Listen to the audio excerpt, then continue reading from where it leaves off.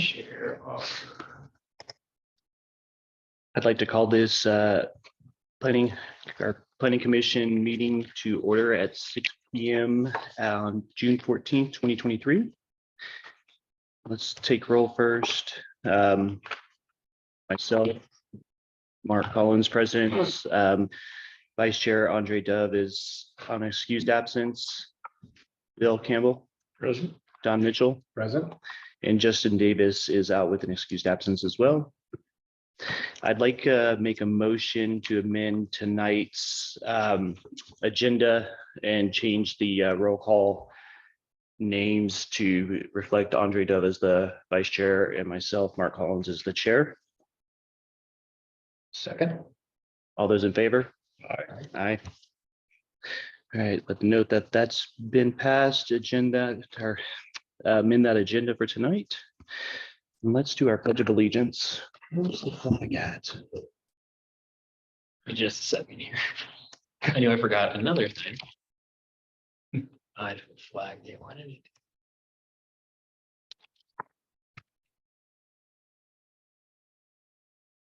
And this came up with the city council last night. We did a city or a Monday night. Oh, same So thing. we're Yeah. gonna get one in here next to Walmart.com.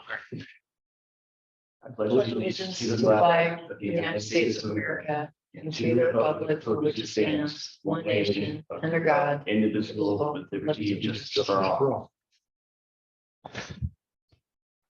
All right, can I get a motion on the approval for tonight's agenda with those amendments on it? Motion to approve the agenda. Amendments. Second. All those in favor? Aye. Aye. And can I also get somebody to make a motion to approve tonight's minutes, or last meeting's minutes, excuse me. Move to approve the minutes from the last meeting. I'm drawing a blank on the date myself. May 10th. May 10th. Second. All those in favor? Aye. Approval of the minutes from last meeting. All right, well, I don't see anybody in here for public comment. Do we have anybody in?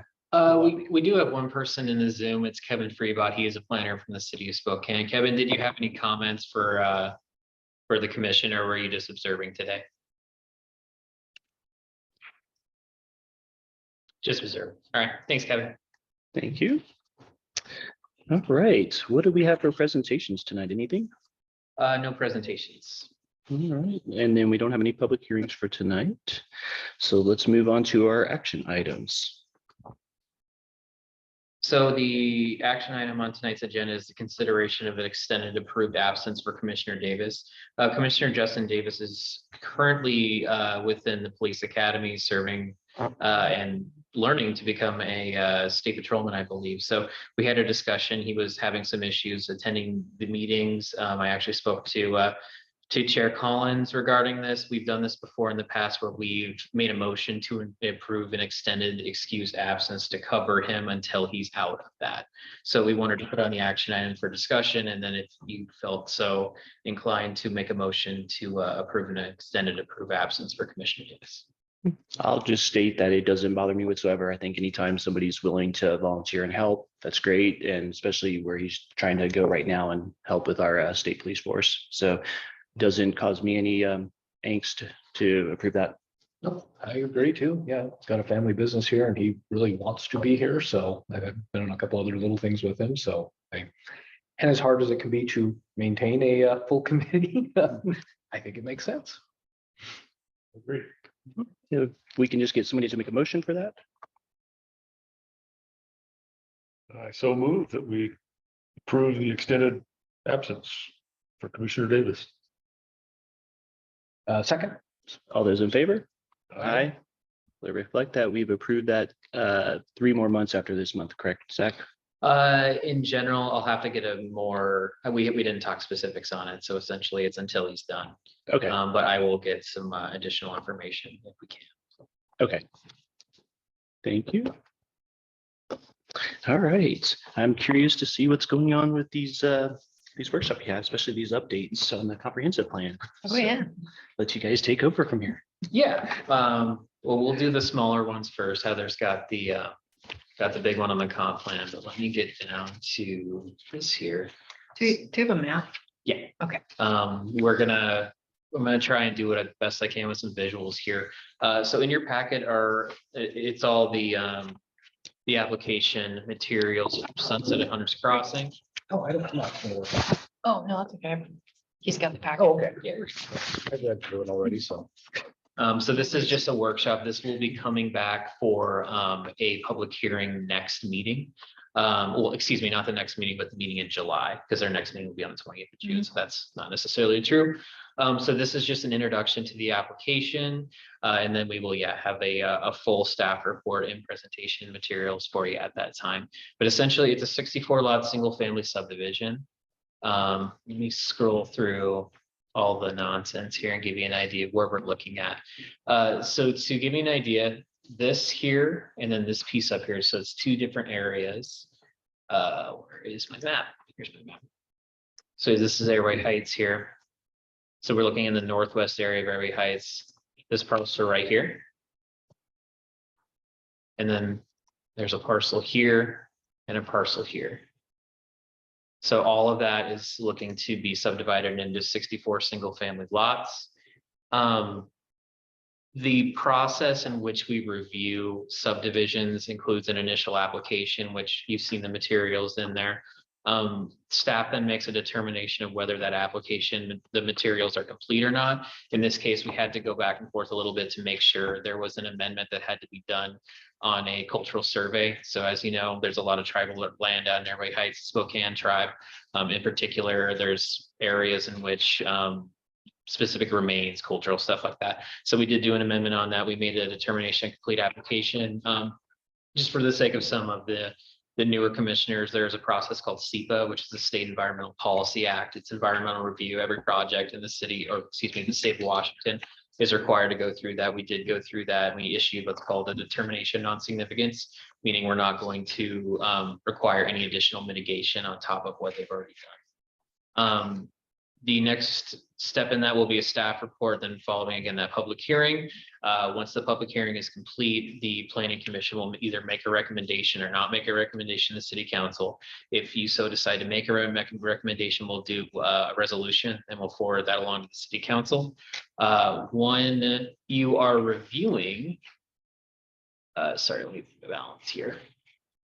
When we bring this back for a public hearing in July, there are certain items that you are reviewing it for. So these two items here, so whether appropriate provisions are made for, among others, the public health, safety, and general welfare, community facilities, open spaces, drainage ways, access streets, alleys, other public ways, transit stops. I'll let you read the rest of that because it just keeps going and going. But essentially, we will address this in the staff report, but this is what we're asking you to think about while we're presenting this and make that determination of whether these two items are met. Once you make a decision, and hypothetically, if you do recommend it forward to the city council, we will then take it to them. If they approve it, there's a second step, which is a final plat. So once the preliminary plat process is complete, we'll do a final plat process. That's mostly done on our end. This won't come back to you for a final plat. So in general, that's the process and that's the specific application. Do you have any questions on what we're asking you to do or the application materials or anything like that? Just have a question, like how is this going to relate to the new law that passed earlier this year?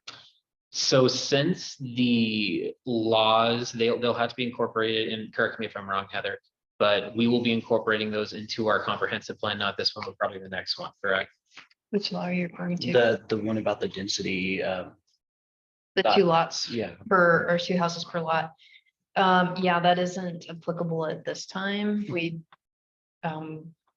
Maybe the best explanation is that the state provided this new requirement that we have it in tandem with the 2026 comprehensive plan and the associated zoning that we then have to do as part of that package. Okay. So right now they are able to do single family development, meeting the minimum current density, which is maximum of 5 units per acre. And they have to meet a 6,000 square foot minimum lot size. Okay, yeah, I noticed that they had submitted their, was it their SEPA application in 21? So I was just thinking about, well, then what are we gonna do going forward? Like, if it takes years between putting that application in and then the actual building, what do we actually do?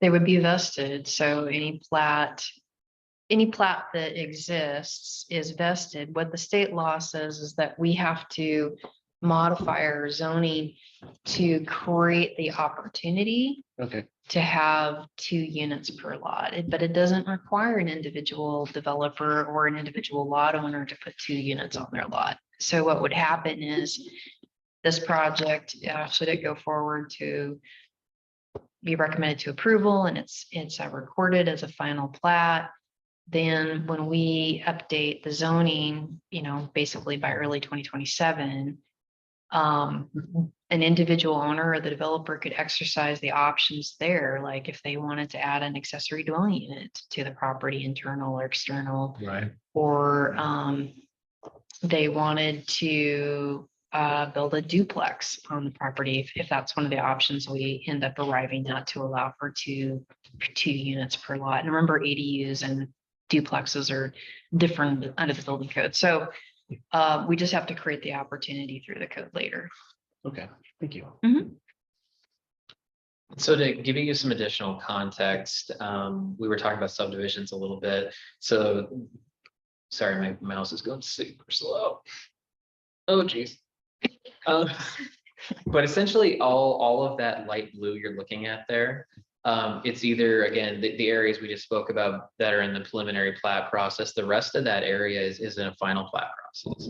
So this area here, actually the one next door, this one, we are actually bringing a final plat on that to city council next week. So that will be subdivided into an additional 50 something. I got to look at my notes. I'm sorry. A lot more single family.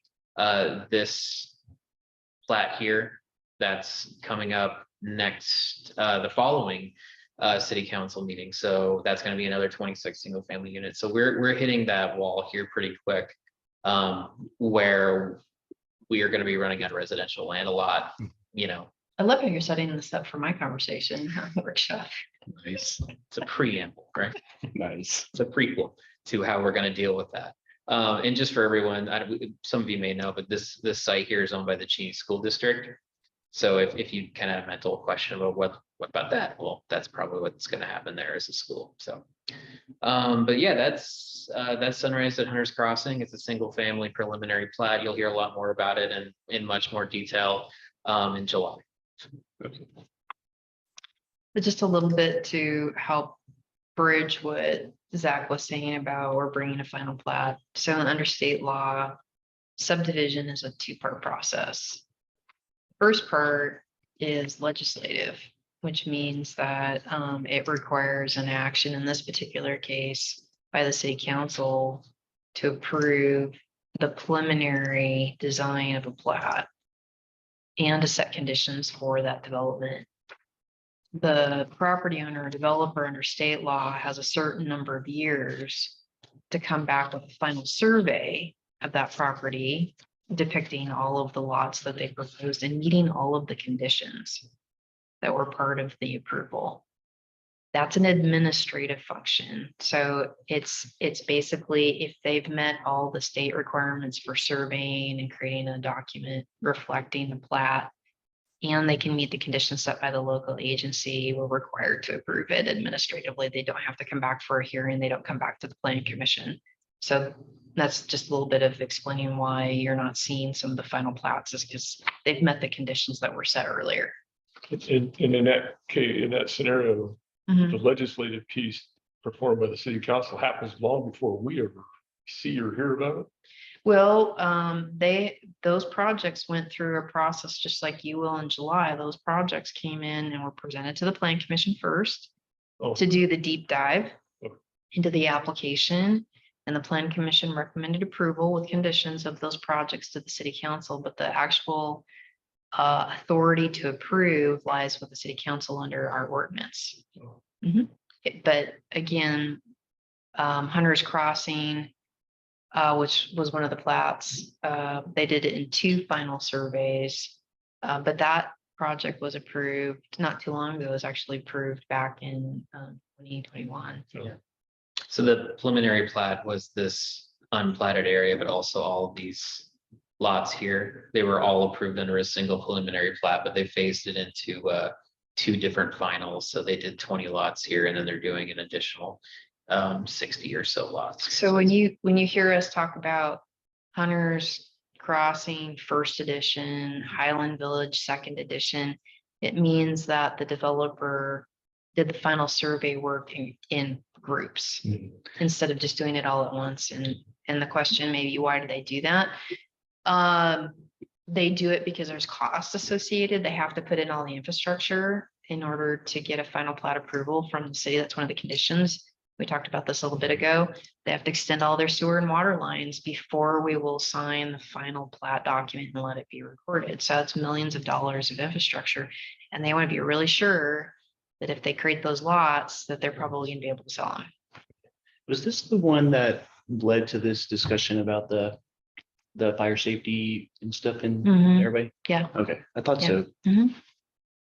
So forgive me if I'm getting either ahead of the cart or that this isn't the right time or place maybe to discuss it, but since we're looking at the comprehensive plan, one of the things that's I've had floating around in my head is when I think of the term comprehensive plan and say in the context of looking at a new subdivision, and I think about all those other things, a little bit infrastructure, but also other things. Does the community have sufficient retail? So do we have enough grocery stores? Do we have enough gas stations? Yeah, I think the answer to that is yes. But so some of those other things, I'm wondering how, as a I don't know if the word is a philosophy of comprehensive planning, what do we consider beyond just things like the infrastructure? And it sounds like we talk about fire stations. Do we have enough of them? Are they in the right places? Do they have the right kind of access? But I'm even thinking bigger than that. And as we're trying to reshape the community, do we have enough walkability? Do we have enough green space? And I know, and the city is doing, seems like a really good job, particularly on the green space thing. But yeah, I just kind of wonder philosophically, how comprehensive can we get? I'm gathering there are probably some limits, statutorily, so to speak. We can't force things like, well, you want to bring in your 100 houses, you need to find somebody to build a grocery store too. And I know, I'm guessing we can't go there. Yeah, no, that's a really good question. Absolutely. So that is the intent of the comprehensive plan, is to look at a minimum of a 20-year horizon to see what demands would be upon the community. And similar to the question about the new law about density, we set aside the elements that would help facilitate that type of growth, but in some instances we can't control that. So we did an analysis for this comp plan we're going to talk about tonight about, do we have enough commercial land? Do we have enough industrial land? Do we have enough residential land? And so part of that analysis is included here to help us understand where we need to be working toward. But we do a second phase to that. And so it isn't just the comprehensive plan, but we also adopt the zoning standards. And when Zach was showing you the criteria for subdivision, that's where we can help the tire meet the road, so to speak, when it comes to some of these requirements. So we can't require a grocery store, but we can tie things like how dense the development is to how close it is to a commercial area. And that's an idea of not only convenience for new residents, but it also helps support the idea of elements of like walkability. So if we're requiring denser developments to be within a quarter mile or a 10-minute walk to a commercial area, then we might also require in our development standards that they make sure to make walking and biking facilities. The open space that you saw in that criteria when you asked about the question of green space and parks, well, we can have a greater policy saying we want to make sure that we have a certain number of acres per 1,000 people of population. That doesn't happen without one of two things happening. Either we start to ask development to participate in the creation of parkland. Or we find a way to fund as the government, the acquisition and development of parkland. And there could be a combination of those two, but that's where we look at the big plan and understand where we're trying to go. And then we start to amend our zoning code so that when we see a new project like this, we can identify what that development should be doing to help move that dial. Thank you. Those are great questions. And I'm sure Mark is like, yes, we're getting back into the depth of our real work as a plan commission. I liked when we did that last round on that comprehensive plan, because it just gives you a better understanding of what the city's actually going to do and how we're looking forward to the future. And it always ties into almost everything we're doing. So Yeah. Are you ready to move on? if there's no other questions, yeah, we'll move on to this ordinance C 1005 indoor self-storage facilities amendment. Yeah, so this is a pretty straightforward ordinance. Number looks wrong.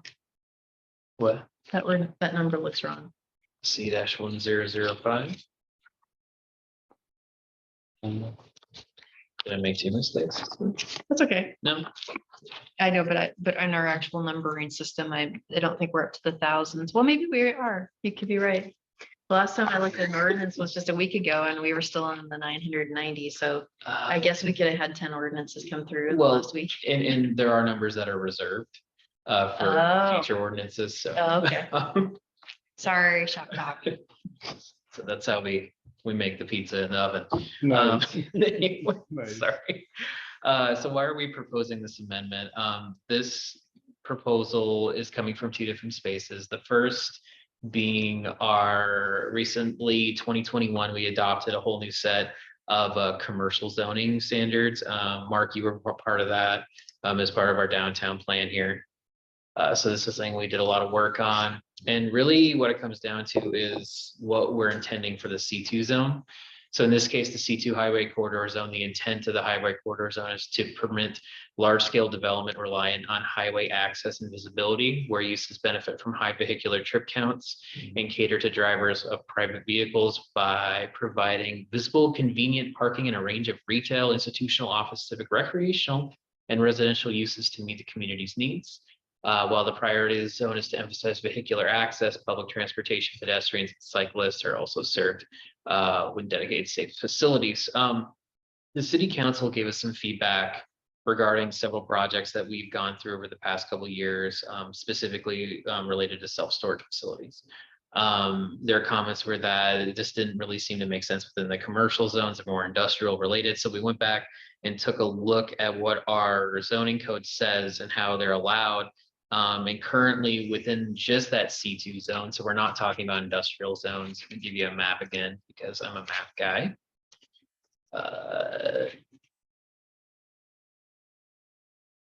This is our new GIS system that's not publicly available, by the way.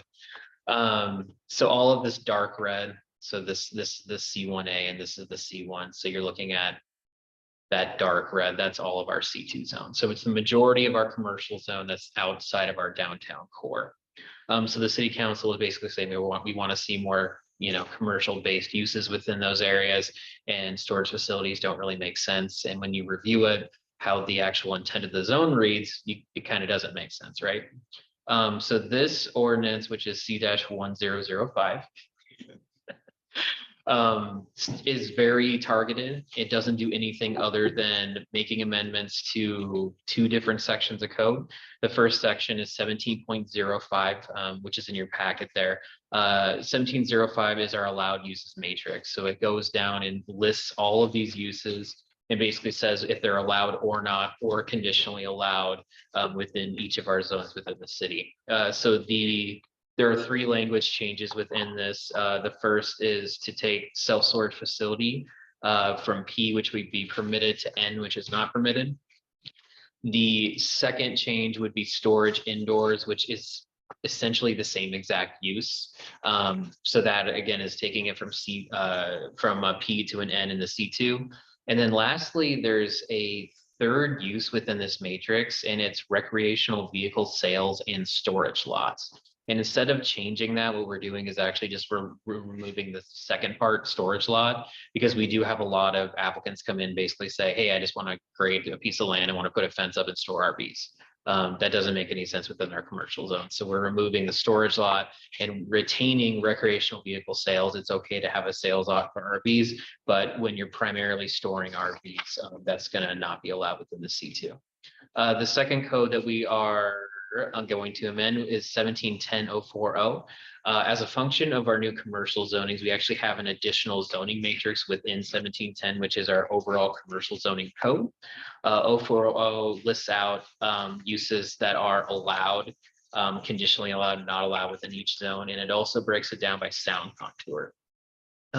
So for the sake of everybody who doesn't know what the sound contours are, this is what they look like.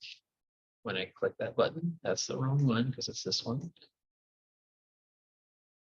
So what you're looking at there is essentially a development or overlay. So this allows and disallows. We have all of our overlays up right now. Okay.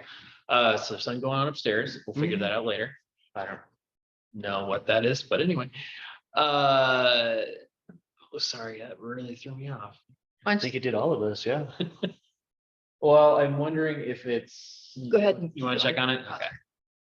Well, no one's supposed to be here, so that's the other thing. That's really throwing me off. But essentially, so your zoning could be fine, right? You could be in a zone down here that's commercial that says, hey, you know, I can build a restaurant where all these people can come in. But if you're also within one of these overlays or within the APZ, it's not going to be allowed because we have to go by that. That's 1716. That's JLIS. So this is the all the recommendations and the agreements we landed on with Fairchild, how we will deal with uses as it pertains to them. So our new commercial zones actually implement these overlays into them. So they're all in one place. So instead of having to go to 1705, can I do this within this zone? Yes. Well, can I do it within the sound contour? Yes. Well, can I do it within the APZ? Yes. So there's usually 3 different areas you have to check for a single parcel, and sometimes it actually puts it all in the same place. So long story short, the use in 1710-040, which is self-storage or warehouse, we are changing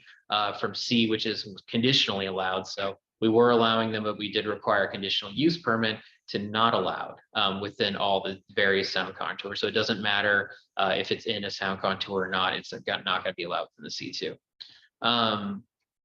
For context, I also provided a list of existing storage facilities within the city of Airway Heights.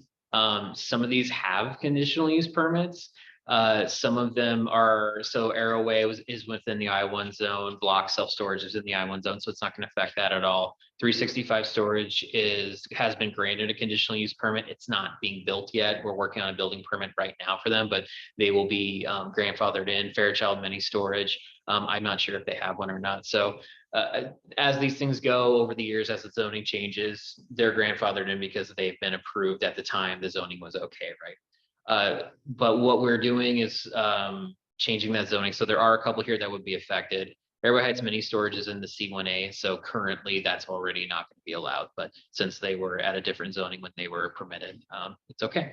So yeah, it's a very simple ordinance. I believe we have to do public hearing on this one, right? Mhm. So this one will probably be back in July for public hearing. Again, so we'll have another staff report for you on that July 12th meeting. So we're keeping you very busy the next couple of months, and apologies on that. But with that, if you have any questions or comments, or if you'd like to see any additional changes or anything to it, that's why we're here. So they're going to be able to stay in the industrial zones, is what you're saying? Yeah, so outdoor storage, there's a separate section of code relating to storage standards. So this is separate of that. So they would be allowed to say the big one's cars, right? We see that a lot throughout the city. So they wouldn't be allowed to do that in the C2 at all anymore. But in the I1 and I2, they'd still be allowed to do it. I think I1 outdoor storage requires conditional use permits still. But they would also have to follow storage standards, which is within a building or behind a covered fence. Screen fence. Screen fence. Do you want to take the overlay off? Yeah, sorry, the mouse is rough right now, so. And I don't know my icon. So what happens, let's just say ABC mini storage wants to update? Will they now not be grandfathered in and be forced to change their location? Do you mean to expand? Not expand, just update. They can update, so they would then be under the non-conforming uses standard. We do have a whole set of standard that basically says as long as you were legally permitted at the time you came in, that's fine. It just really limits your expansion. So if they wanted to say, get like a parcel next door that's zone C2, they want to buy it and incorporate it, they wouldn't be able to do that. I'm just trying to think of any situation that may come up where you're changing the use somewhat and Yeah. how that's going to affect those three that are in there right now. Yeah, so they'll have non-conforming rights. So as long as they maintain their businesses, they won't have any effect. Well, so I could see a real, I think, maybe a glaring obvious one.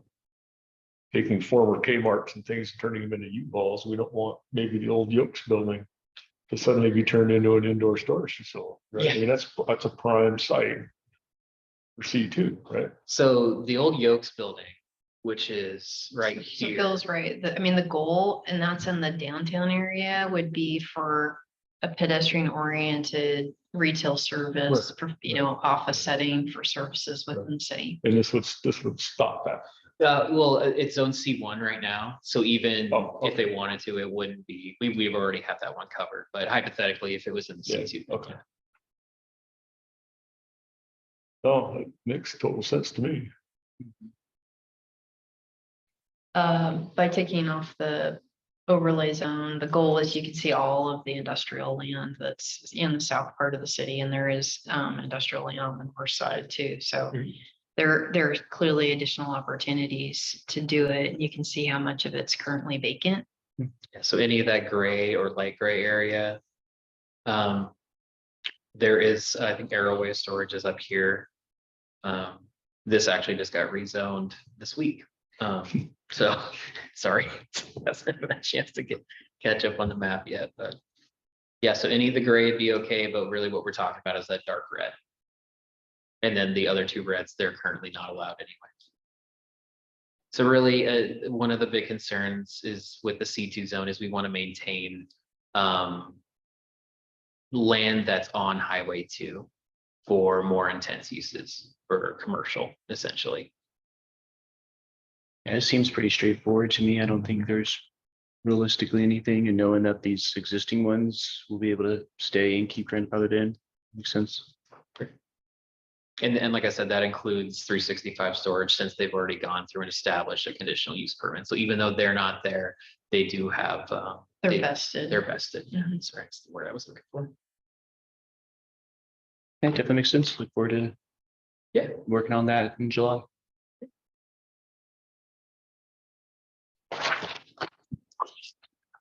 Well, if there's no other questions on that, I'm assuming Heather, you're giving us this update on this comprehensive plan. I am. So strap in, put your seatbelt on.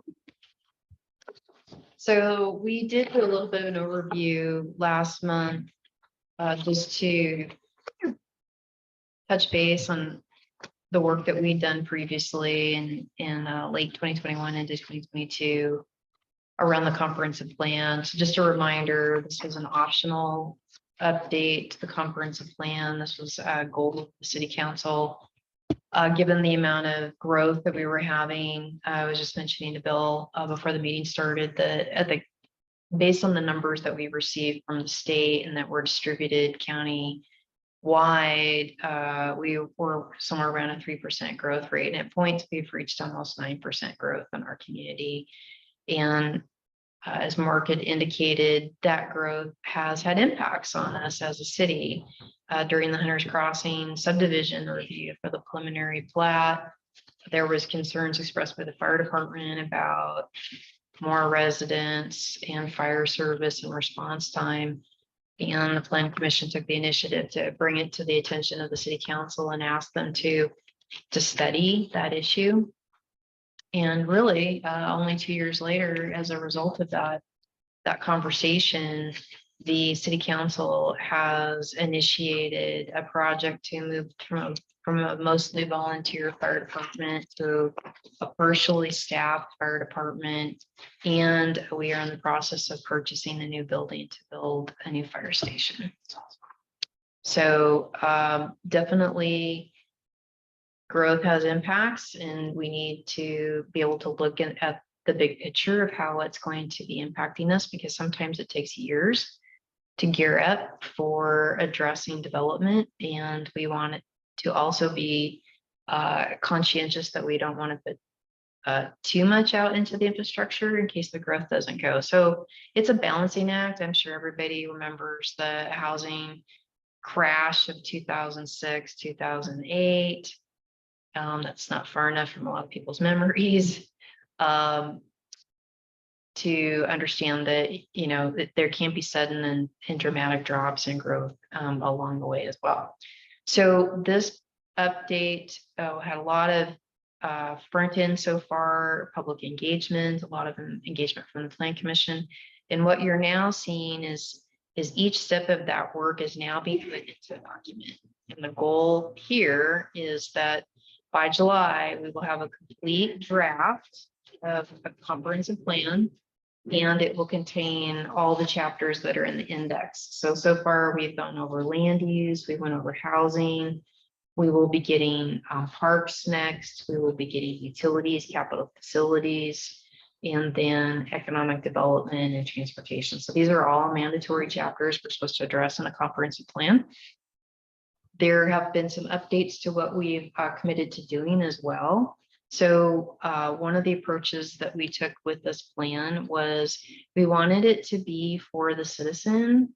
It's not intended fully to be a government document.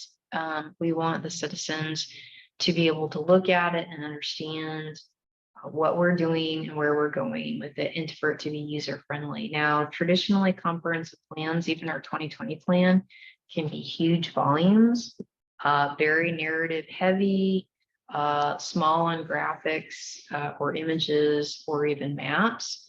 And they're just a burden for most people to go through, staff included. So what we are working with our consultant at Framework is that our comprehensive plan will be in 2 volumes, and it will be a web-based document. We will be one of the few communities in the state of Washington that our comprehensive plan will be based on the website. So it'll work and look and function just like a website. So when you go in, you can click on topics you want to look at. It'll only be a couple clicks in to find information like maps about proposed bikeways and sidewalks when you go into the transportation chapter, or when you go into the land use chapter, the proposed land use map will be right there with a brief summary of what the density ranges and the land uses mean. So the goal is for it to be user friendly. We still have to meet our technical requirements for the state and to show our homework for state agencies, which will review this. So our document will be in a 2-part section. So what you're looking at is proposed to be what we call the first book or appendix. This will be the main document, and then all the technical reference material will be in an appendices called volume 2. So both of these will be a PDF, which will be available on the website. It'll be something on our own website, so people want to look at it and read it, and if they really want to get deep into the detail, they can. But the goal is for this to be a user-friendly version of the comprehensive. Does that make sense? Okay. So in this volume 1, in addition to the artwork, which is subject to comment as well. I like it. I think that Zach and I balance each other very well.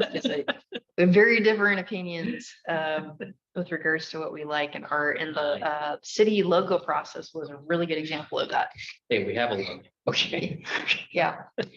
So as I mentioned, these are going to be the proposed chapters. You don't have all of these today. We have land use and we have housing so far, and we'll start to see these other chapters come in over the next couple of meetings, which is why we've asked for additional meetings this month and into July.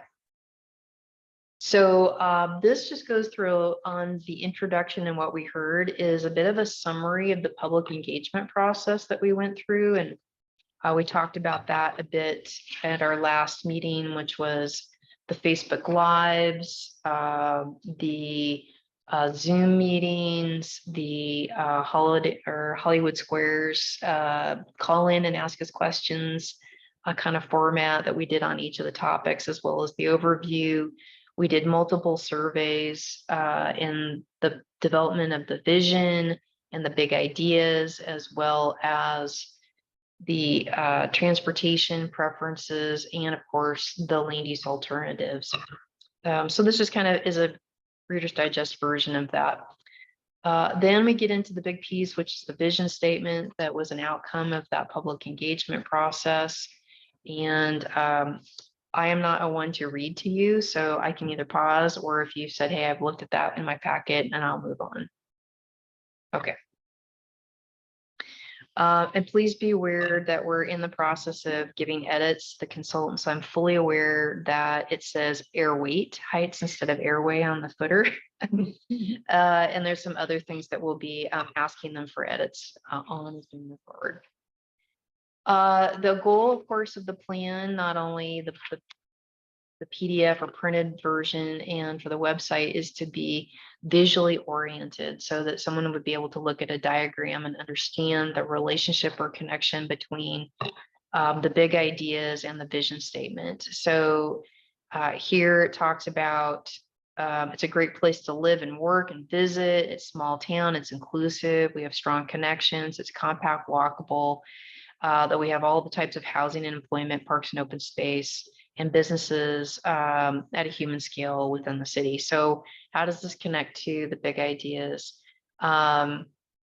It ties in on kind of the goals that we're, long range trying to achieve through this plan. So it's a place where people can afford to live and work. That's a significant issue. About 19% of our current population in Airway Heights is below the federal classification for poverty. There also is a classification called asset limited income constrained, with the acronym of ALICE, which adds in not only your utility payments and your mortgage, but it considers factors like transportation costs and daycare costs. And that is something that local nonprofit organizations have identified as a major consideration for affordability. And when that happens and we look at income levels in Airway Heights, we find that 40% of Airway Heights residents are actually within ALICE, that they are not that far, maybe a paycheck or two away from the same types of issues that someone in full poverty could be, which is they can't afford to keep their car, or they're struggling to make their house payments, or they're behind in their utility payments and they're threatened with electricity turn off or water turn off. So it's a significant consideration as we move forward in planning for the community big picture. How are we going to address that? That the city should be walkable and bikeable. We heard through our community engagement process that people felt that they were isolated when they get into Airway Heights, that it wasn't possible to move around without a car. And so one of the goals here is that you could get anywhere walking or biking in the community. That we should have full services here in our community, and it should be near to residential areas. That has been a major factor, and we still have some barriers that we need to work through addressing. US 2, with Yokes being on the south side as one of the primary grocery stores, is a significant factor, and the distance from our residential communities to the other grocery providers is a significant factor without a car in order to access those services. That's just as an example. The community wants to see a downtown. People feel like they want to have an area where people know that they've arrived in Airway Heights. If you haven't heard, a lot of people confuse where they enter Airway Heights. Most of them think it's still at Hayford and US 2. They don't realize it begins at Deer Heights. Well, that's where our big sign. There's 2 signs, actually. Yeah, we need to never sign. But more and more, our community is developing as a real community, and people see themselves moving away from that pass through Galena Airport Depot stop where people stop to get some food or some gas, that it's really becoming a community, and they see that developing a downtown is a really important element of that. We would provide all kinds of housing to support not only affordability in our community, but multi-generational. So we have one of the youngest populations in our county, and can anyone guess why that might be? Say the Air Force. Yep. Also one of the most diverse Yeah, I believe in that. the region. Mhm. So by looking at other, a variety of housing, people who live here, can they stay here? Can people go through rental and home ownership opportunities? Can they go through the scale of size with regards to the type of housing? So those are some of the goals that we heard from the community. As Bill indicated, looking at expansion, not only of parks, but also looking at arts and culture. So the city did, on the heels of adopting our first ever art plan, has created an arts commission. They've been operating for about 6 months, and they're starting to roll out projects. And so part of that consideration is placemaking in the downtown. How do you know you've arrived in the downtown? How do you know there's a downtown Airway Heights and where it is? They also want to understand how we're accomplishing our goals as we experience growth. We want to expand quality education. And so there's a lot of initiatives. If you haven't tuned into a city council meeting lately, there's been advocacy to the Cheney School District, not just now, but continuously, to bring a middle school and a high school here. The site that Zach showed you earlier is a second elementary school that's proposed within the next 5 years, because it's a significant portion. I think it was indicated not this Monday, but last Monday, that about 50% of the student population of the Cheney School District is from Airway Heights, and bring schools to this area. Transforming Highway 2, and that's been a big factor. It's been a divider in the community, socioeconomically, spatially, and it again is a perception issue for Airway Heights, that it's just a highway running through a town, instead of we are a town and we happen to have a roadway running through it. And of course, the other big idea is that we're going to maintain our infrastructure, and we're going to grow our facilities and our services as we need to in the city. So this is a visual representation, and this is kind of written out in text for the plan. Any questions there about the big ideas? Okay. So the goals, these are relatively the same goals that were in the 2020 plan. I think Bill asked that question at the last meeting. They're very broad, and so they were carried forward into this plan. There are going to be a few more goals added to this as we see some of the other chapters, because we're hearing, particularly on things like transportation and on the utilities, that we might need to add a little bit more, or even the parks section. But for right now, you can kind of see what those goals are. Do we know, we had all that data prior to COVID that talked about like where people worked and how many of those lived here locally? That was the STA report. Mhm. Do we have anything more updated on that since COVID? We'll have to check. That was a analysis that Spokane Transit Authority did in conjunction with Washington State Department of Transportation, because they wanted to understand like why so many people were on I-90 basically. And they did an analysis through STA, and they also did it on ridership to see that basically the commute patterns, like, where people are. And in our case, the results were coming back that 80% of the people who live in Airway Heights don't work in Airway Heights. They work elsewhere. And then, so that meant, basically of all the jobs that are here, people are coming from somewhere else. And I believe that most of them are coming from the north side, if I remember. But we'll see if there was an update to that analysis. It'd be interesting to see, because we added in all those apartment complexes like up on 6th Street and stuff. And I know that a lot of people have moved into Airway because of that, while still working here locally. So you'd just be curious to see that and know how it pertains to these goals. Okay, we absolutely, we'll see if there's an updated analysis, and along those notes, every year the state, it's called the Office of Financial Management, asks for permit data. And then they estimate how much our population has grown. So April 1st of every year, we get a population estimate and it becomes official as our population growth.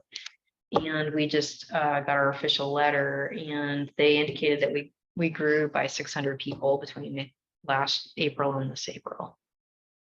So, we were talking about this analysis when we get to land use, talks about how much of our residential area has been consumed with new development. And so we're certainly growing. That's not including the Kalispell properties, by the way. So all the apartments going in out there, that's all It doesn't count. doesn't count. Oh, wow. Yeah, weirdness, but we'll talk a little bit about that. So later this year, after we get through the comp plan, this comp plan, we're going to talk about the next comp plan. There will be some opportunities there to coordinate with the tribes. Okay, so this is just an overview, again, try to be more graphically oriented, identifying how a comp plan works. So, going from a vision statement down to an action statement. So just to review, it's the guiding statement we're working toward as a vision, doesn't mean we're actually there. The elements talk about each piece of the environment within a city, and we have goals for each of those elements that give a direction or something we're supposed to be looking toward, working on, or looking to achieve. Policy gets a little bit more in detail about how we might achieve that goal, and an action is basically a strategy. Like, if you take this step, this will help you. So one of the big ideas was, to beautify US 2. Well, one of those strategies is to go after funding to start putting new streetscape in. And another one, a strategy, is to start working on new pedestrian crossings and safety. So those are actual strategies to help with this idea of working on US 2 and lessening the divide it has in our community. Okay. So this is just a written description talking a little about this. This needs a lot of work. I was just reviewing it. So some of the background in here is outdated or wrong. So we'll just work on that a little bit, go forward. So this section is a visual guide of how the big ideas relate to the chapters. And so the idea is this image, this graphic will repeat when you get to a new chapter. So when you see a big idea, it will be color coded to know which one applies to, let's say, the housing chapter or the transportation chapter. So someone doesn't have to try and connect the dots. They can understand that planning for a community where people can afford to live and work probably touches on land use, the economic development chapter, and housing. Does that make sense? So those are the three chapters that are going to speak to how we're going to get there. And this is just an image to help a quick review of how we can get there. I thought it was pretty smart, pretty simple, that I could still put together. This is an example of how the goals, so the 10 goals, how they relate to a chapter. So when you get to the chapter, they're color coded. So if you were to look at housing at the front of the housing chapter, when we look at it today, only those goals that have a blue line connecting it will tell us which policies connect to the housing chapter. So it's just a quick reference to help us understand a policy and its relationship to the goal. Any questions thus far? Okay, so there's gonna be homework at the end of this. So I hope you're paying attention. And we're going to keep feeding you sugar to help you through this. Okay, so the land use chapter, which we just did a little bit of an overview on how we got here at the last meeting, this just summarizes it. So we have just a couple of different land use categories. So we have residential, clearly. We have commercial, we have industrial, we have open space, and we have tribal land. And this is the current land use map. This is not a zoning map. And for a container of mini M&Ms, who can tell me the difference between a comp plan map and the zoning map?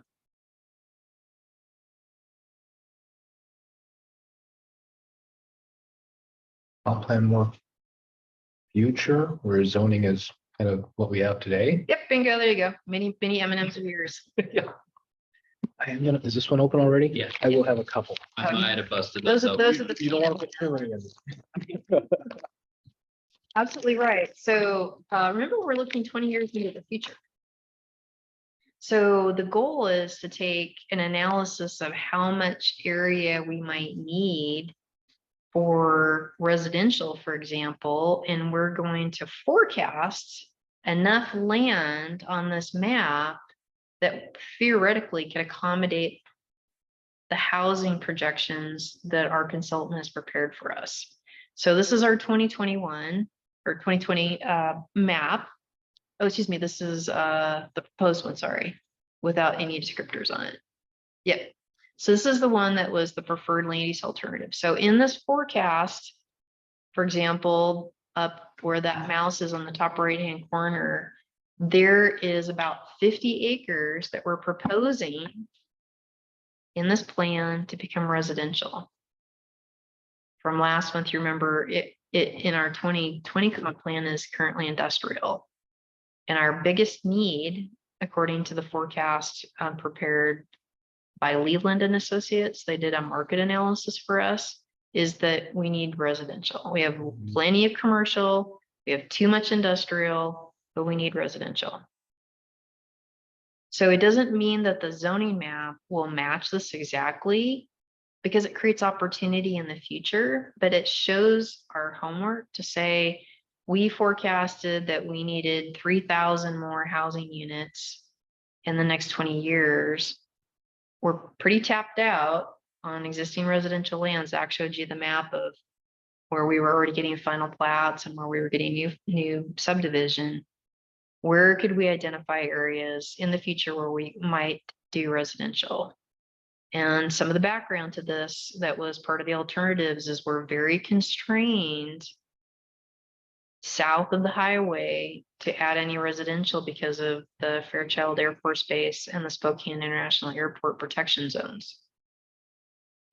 This also is going to show areas where we're proposing to have urban growth areas. Those are not in the city, but they're potential eligible areas for annexation. And we've identified as potential greenfields, if you will, for residential development in the future. So is this looking familiar? Okay.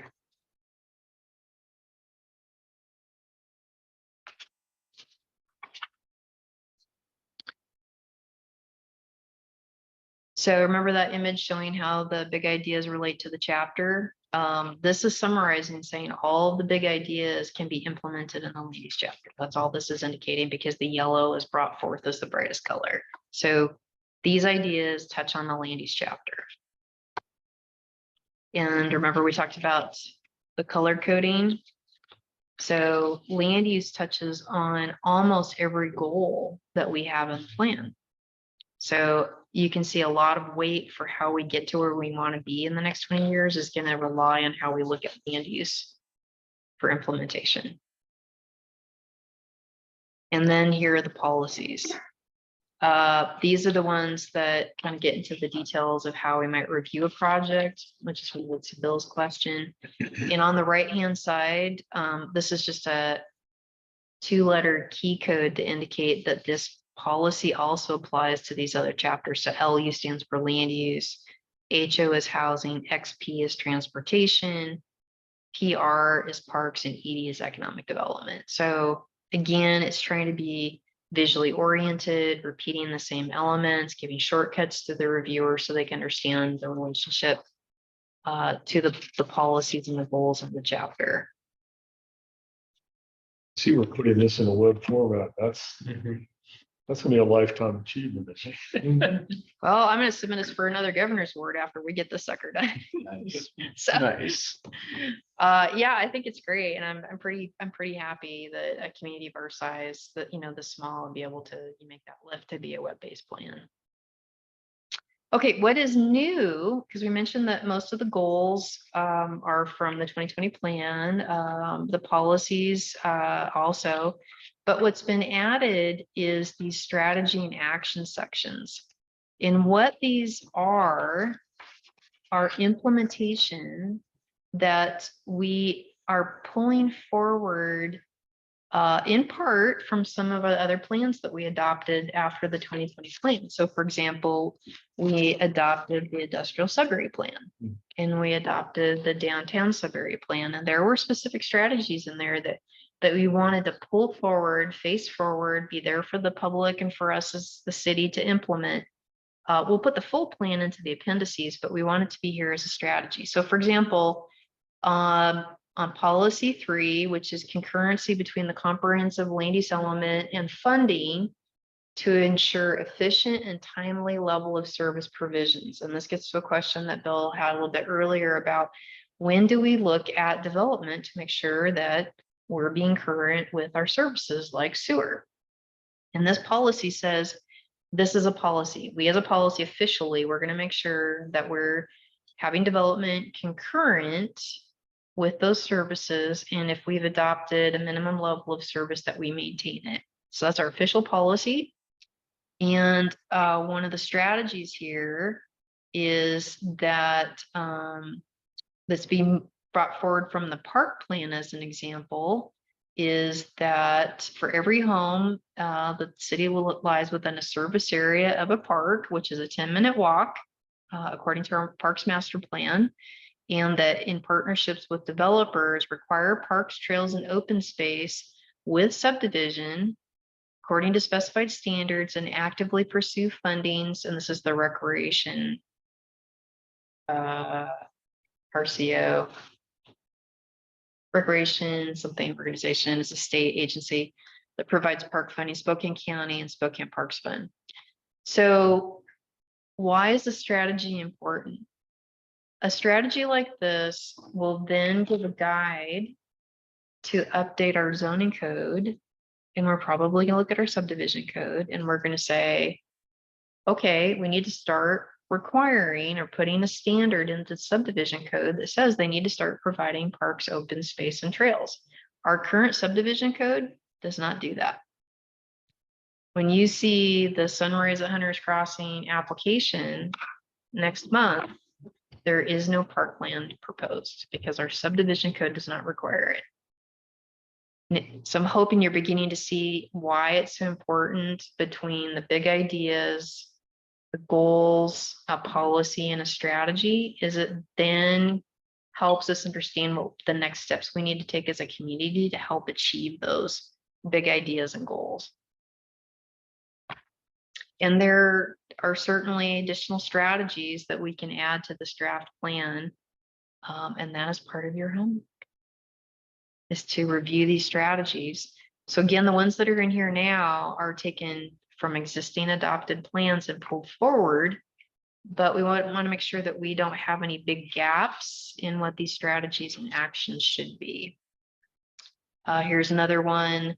Encourage development patterns for suitably scaled daily needs within a quarter mile of residential areas, allowing a measure of independence for those who cannot or choose not to drive. Remember, we talked about one of the big ideas is that you can walk or bike everywhere in the city. So here are some strategies. And that is, for example, I'm not sure why that doesn't have a number in it. Small scale development for areas less than a certain number of acres that are suitable for neighborhood commercial development for existing and planned residential. Actually, there is a number in there. I'll have to make sure that they fill that in. So there was a strategy that we might want to consider in the future, designating neighborhood commercial spots deeper into the residential neighborhoods so that it is walkable for people to get the services rather than coming all the way down to US 2. Especially as we continue to grow that way.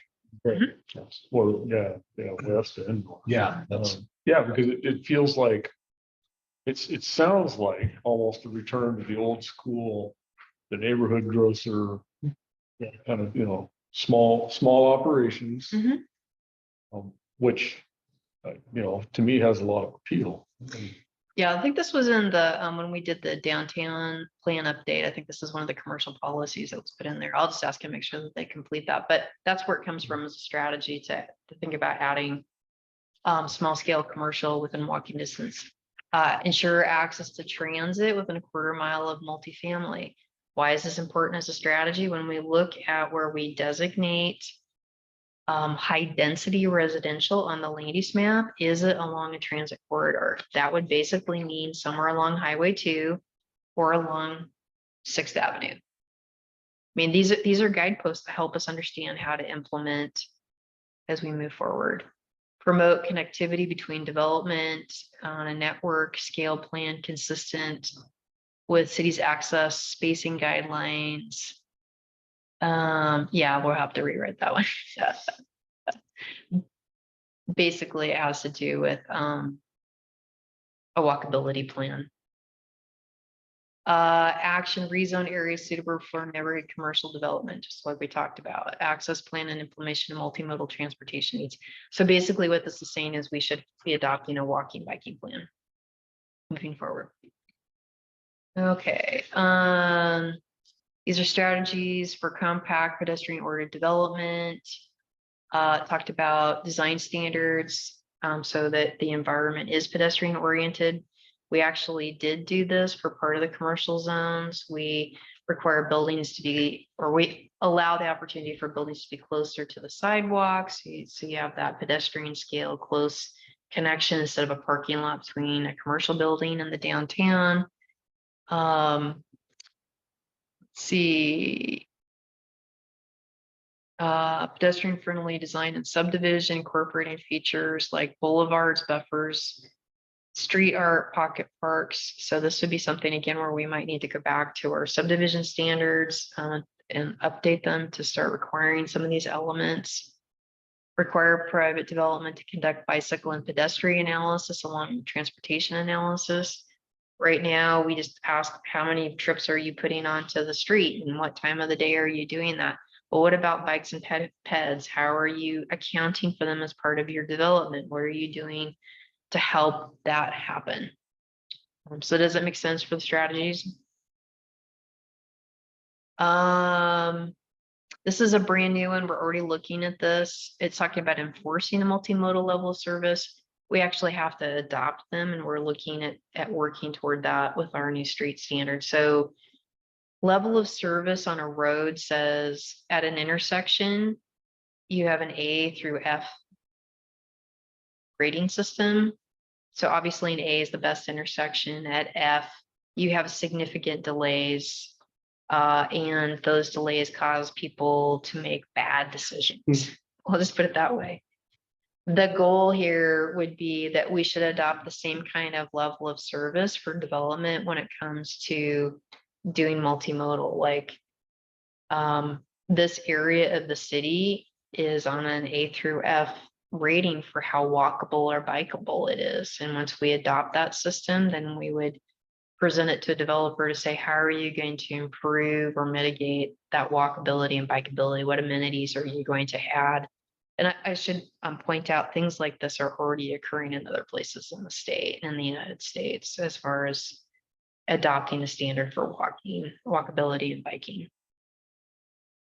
Some of the actions, pedestrian oriented design standards. Again, we've done that a little bit with our commercial area. They're talking about the importance of human scale development.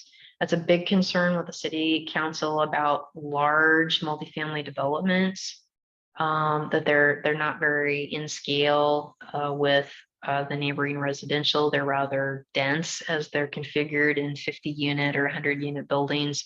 And so this would be, thinking about, should we look at breakup of, smaller buildings? When we look at Highland Village, it's designed to look like a couple of triplexes, but it's really a 9 unit building. But the way that they've designed it through the use of building materials and projections of the facade and the breezeway makes it look like they're triplexes. That would be an example of a strategy, and then adopting zoning standards to help with that. Okay. I'm not going to go through all of these so that we won't be here till 9 o'clock at night. But if there's one that sticks out at you that you'd like to talk a little bit more about or review, we could certainly can do that because we still have the housing chapter to go through as well. Okay.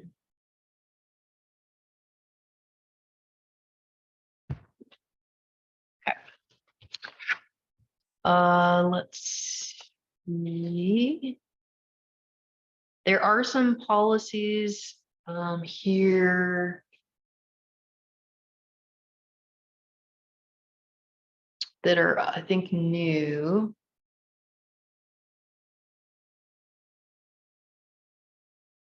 Let's see. I think probably 11. Nope, that one's still there. I think probably 13 is probably new, and ensure that adequate land is available for future housing needs, helping serve residents of all ages, incomes, and abilities through the provision of diverse housing types and price levels. So the strategy here is to monitor available land, which part of this plan is proposing that it's time to do that because we need to do it. It's been a couple of years and we're consuming a lot of housing area, and initiate urban growth area modifications to address that. And that's what this plan proposes to do.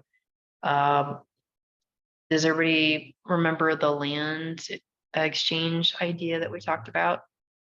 So taking the off-road vehicle park, the county off-road vehicle park, and saying that's not our future annexation area, but we want to look at some property adjacent to Craig Road instead because we see residential opportunities there. That would be an implementation of that action. So this is interesting. Consider location of multifamily development that can integrate into existing neighborhoods, minimize large structure parking, provide transitions to higher and lower intensity, compatible with existing uses, are part of projects including mixed use or master planned areas, and have convenient access to STA. That ties into that other strategy we saw about a quarter mile for denser developments from transit. This is very similar and tied into that. This is a major issue for the city council, is the concern about high density residential. And one of the things that we've talked about last year was that in order to get to the up to 20 units per acre that a high density residential category would have, that maybe we would consider standards where it cannot be in large block buildings, that it has to be broken down in scale into smaller buildings. So maybe a site has multiple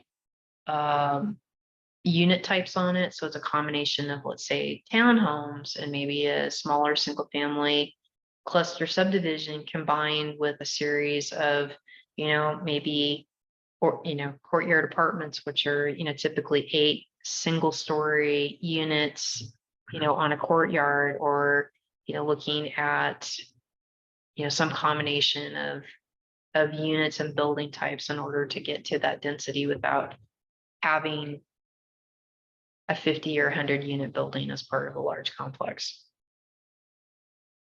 Any thoughts or ideas about that? I know where they're coming from. I mean, it's obvious. You go down there and look at all that stuff that certain company built, and build these giant things with very little aesthetic appeal, and then they don't maintain them, and everybody around them just kind of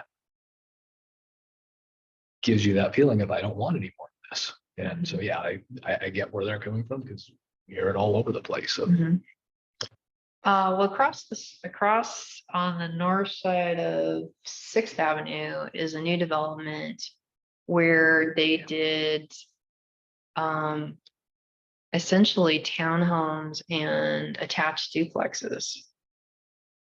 So it's a little bit different as far as the scale. Now they use the same colors and the same materials for every building. Oh, yeah, they're very costly. Where is that on 6th?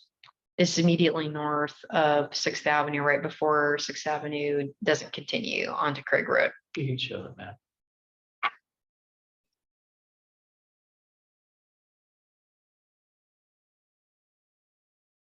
That's a brilliant idea. Yeah, okay. Yeah, it's just, okay, yeah, Go for it. Airway Sorry. Leaf. Town- Sorry, it's Airway. white tip, sorry. Arrowleaf townhomes, they're right there, they're in Yeah, okay. that blue, that's all. They have the brightest security lighting on the planet. To You can see it from the space station, I'm pretty sure. your right. That one. Still in beta. Yeah. So these are technically townhomes. It's our common wall at a property line. And then these are attached duplexes, so they look like fourplexes. Those the ones that are split on the split lots, are those owner resident or are they like a lease rental thing? They're rental for 15 years. The funding that they got required it to be rental for 15, and then after that, but they're designed so that they eventually can be sold as individual units. okay. At least these ones.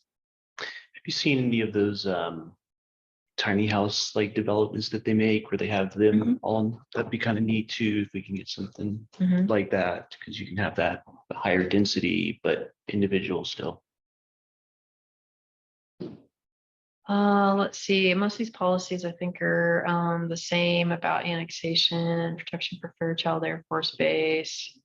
So, yeah, so I have a couple of things that kind of touches on one of them. So all of these policies don't have strategies or actions that's yet to be developed. Or Not all of them do, Okay. and not all of them would necessarily need to have a strategy, so. I haven't read them all, but yeah. Water collection and treatment through landscape infiltration. That doesn't need a strategy. We adopt stormwater standards for infiltration of water. Everybody in the state of Washington is Right. required to. You mentioned Fairchild and having worked there for a number of years. I guess, how is the communication with them? Because I know right now it's seeing tremendous growth in the last few years with the basing decisions on the tanker, the new tanker. And that's what's driven a lot of these units here. And I don't know how common that knowledge is. Fairchild has become kind of the magnet base to take in some of these units to keep the 135 fleet operational while other units transition to the new tankers as the new tankers become available. But the thing that I think a lot of people don't understand is that the new tanker numbers are like a third, maybe 40% of the number of airframes that the 135s currently take up. So at the end of the day, the music stops. We have a lot of chairs, not a lot of chairs and a lot of people looking for seats to fly airplanes. So my concern is, kind of in the back of our minds anyway, is there like a contingency plan if Fairchild does ultimately close in 10 or 12 or 15 years or 6 or 8? Because unless we get the new tanker, which I know is the current ongoing hope, and I'm right there with them, I would love to see the new tanker come here. And I know right now, based on what I've seen and participated in some of the public hearing things and the online comments and stuff, it's coming down between us and the MacDill in Florida. This is the next recipient of the new tanker. If we don't get it, it kind of makes me wonder where's Fairchild? Where's that going to leave Fairchild? Which of course then drives the bigger question: what happens to all the people? And what's our backup plan? If do we even have a backup plan, or are we just gonna just keep hoping that? From my perspective, I feel like we've always gone forward planning for the city minus the Air Force Base. It's just whenever we're doing things, unless it deals with that sound contour or that crash zone, it's always based on Airway. The Fairchild doesn't really factor into that. Does that make sense? Like, to give an example, we did the industrial plan. What was it called, Heather? The industrial zone. Yeah, the industrial Siberian plan. When we did that whole plan, we made sure we were being cognizant of the Air Force's contour zones and crash or contour zone sounds. I'm trying to blank on the actual name of that. And then the crash area, but it was focused on how do we get business to come into this industrial area? Who should we be reaching towards and try to draw into this area? And it wasn't really based around Fairchild itself. It was based around what do we do for Airway Heights? that's just how I feel like we're always doing things. I don't know how city council does. Been that way for the last 20 years where the council as a city as a whole, just, they don't plan for Fairchild, but just try and be a really good neighbor and do everything to be as least impactful to, affect it when they're making these decisions. But then, like you said, to grow everything around it so that if they do phase Fairchild out, that all the economic development we've got going around, the Amazon plants and stuff, that it'll backfill and take care of itself. We used to have like every meeting that somebody from Fairchild would also be in on the meeting with us. I don't know why that changed for the past couple of years, but they would always be there and provide input too. So it was just, like you're saying, just value as partners, but not planning with each other. Jamie left service. Okay. Yeah, Fairchild, and I don't think her replacement has had an opportunity. She's fairly new here in Maybe 4 or 5 months. Aaron Barr. Aaron Bars is her name, yeah. So there's a big gap after Jamie left. So perhaps they'll join back up with us. And we do, as a city, I mean, we have an entire section of our zoning code dedicated to protections of Fairchild. Fairchild's not just an Airway Heights thing, it's the largest employer in Spokane County. So it's a regional issue and we coordinate with everyone on that. Every single project that is located within one of those contours, we send it to. So they have a chance to review that. And really that's more about making sure that they can stay competitive. What we do impacts them based on encroachment, and if we're encroaching upon their airspace with residential uses where they should be, Right. then they go out and try and get new programs that impacts that. So what we can do as a city and as a planning department is making sure what we're allowing is is considerate to what they're doing. Yeah, Jamie used to bring up that BRAC list quite a bit, having to deal with that tanker and where we have housing on those contour zones over there. So, I mean, we would sit there almost every meeting and this would be a conversation that we had. Yeah, and that's, I mean, like everything, there's history to it, right? So there's a portion of the city, sorry, as I told you a million times, I'm a math guy. There's a neighborhood called Sakani. I'm sure most of you know what Sakani is, but just for the sake of a math, over here, oh geez. This neighborhood here, the subdivision. If you look at our adopted sound contours, it's located within that. So if that area would have been within the city of Airway Heights when it was developed, it wouldn't have been allowed to develop. Oh. But since that area is located to the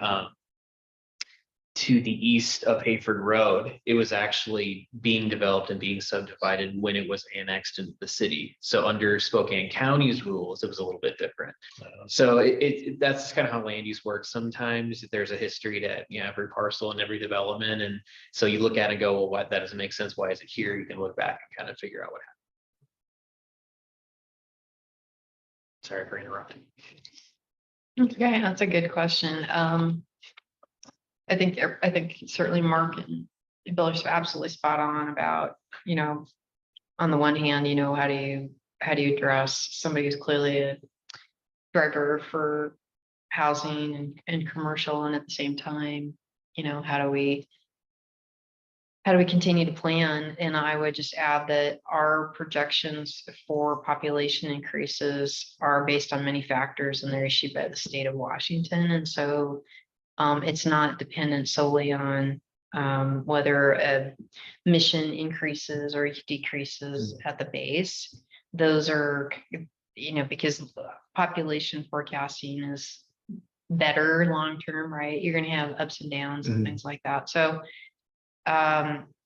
absolutely the addition of existing fleet to the base has created small market drives. So, for example, they brought 300 people in within the last 4 years with one of their expansions.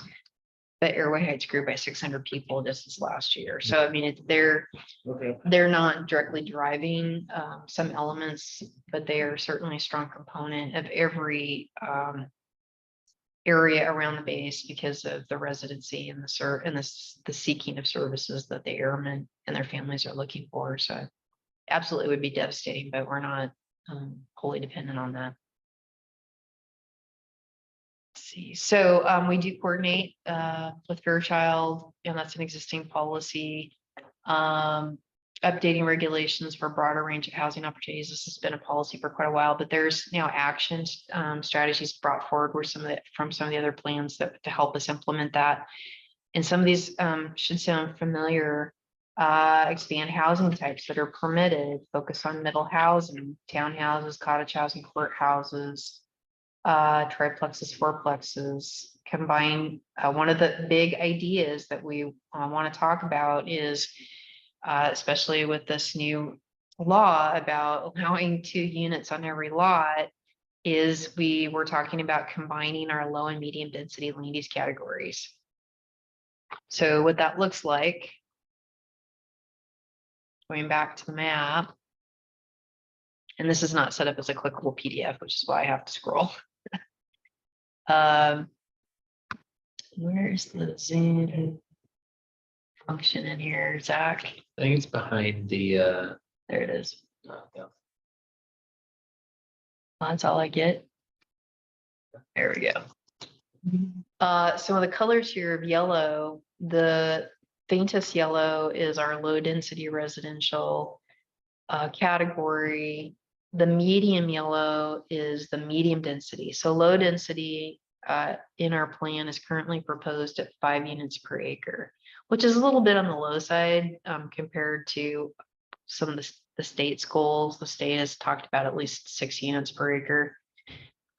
Medium density in our plan is up to 10 units per acre. And then the dark gold color is up to 20 units per acre. So in order to facilitate more housing density and more options in housing, one of the actions we could consider is to combine the light yellow and the medium yellow. And so the medium yellow is predominantly along Craig Road, which is collector urban arterial that we have. And the property we want to put into the urban growth area, which is currently county, just is outside of that area. I'll zoom back out.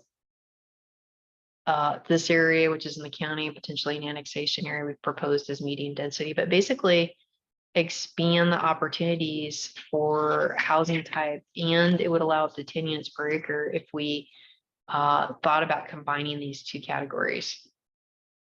And I would say that with the state law changing, it really kind of lays the groundwork and maybe helps with the conversation with the community, like,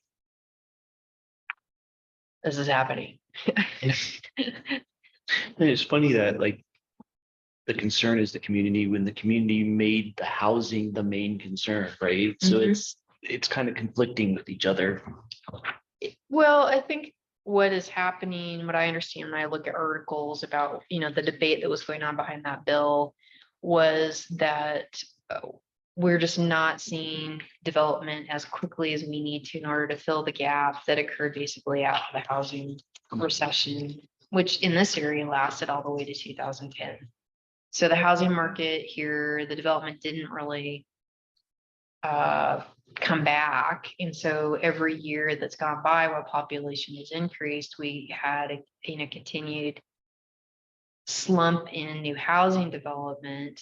And then, COVID happened more recently with material and labor shortages. And now we have housing crisis in Washington state. And so there was huge support at the legislative level for this bill to pass. And it did. It had a huge support, which would indicate that portions of our state really thought that the state needed to help guide how communities were going to realize increasing housing development by getting local government to create more opportunity.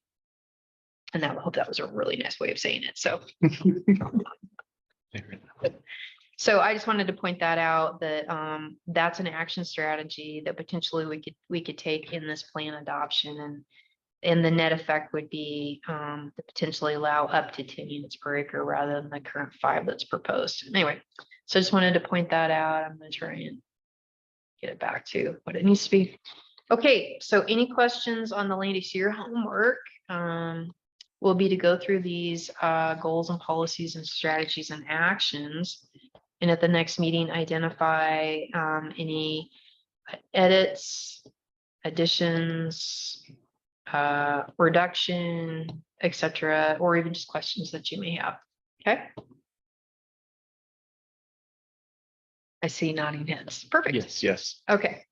So this is the realization of the housing. Again, last meeting, we talked about the housing area of the comp plan. So this goes through the densities that I just mentioned, which right now are being carried forward from the 2020 plan, up to 5 units per acre for low, 10 units per acre for medium, and up to 20 units per acre for high density. We also had a presentation that we re-reviewed that had been provided previously about what density looks like. And so again, this is aimed toward the community. So what does 5 units per acre look like? Probably what you figure. Probably the shoreline example. This is a cluster, small sized single family development. So these units are probably 1,000, maybe 1,200 square feet on the main floor. So total they're probably pretty small. Most of them only have a marginal second level, so they're probably under 1,500 square feet. These are small lot, or they could be units all on a common property, but that's probably not usual for what you see around here. These are images of what 10 units per acre could look like. So again, helping the community know what that looks like. These are townhouses.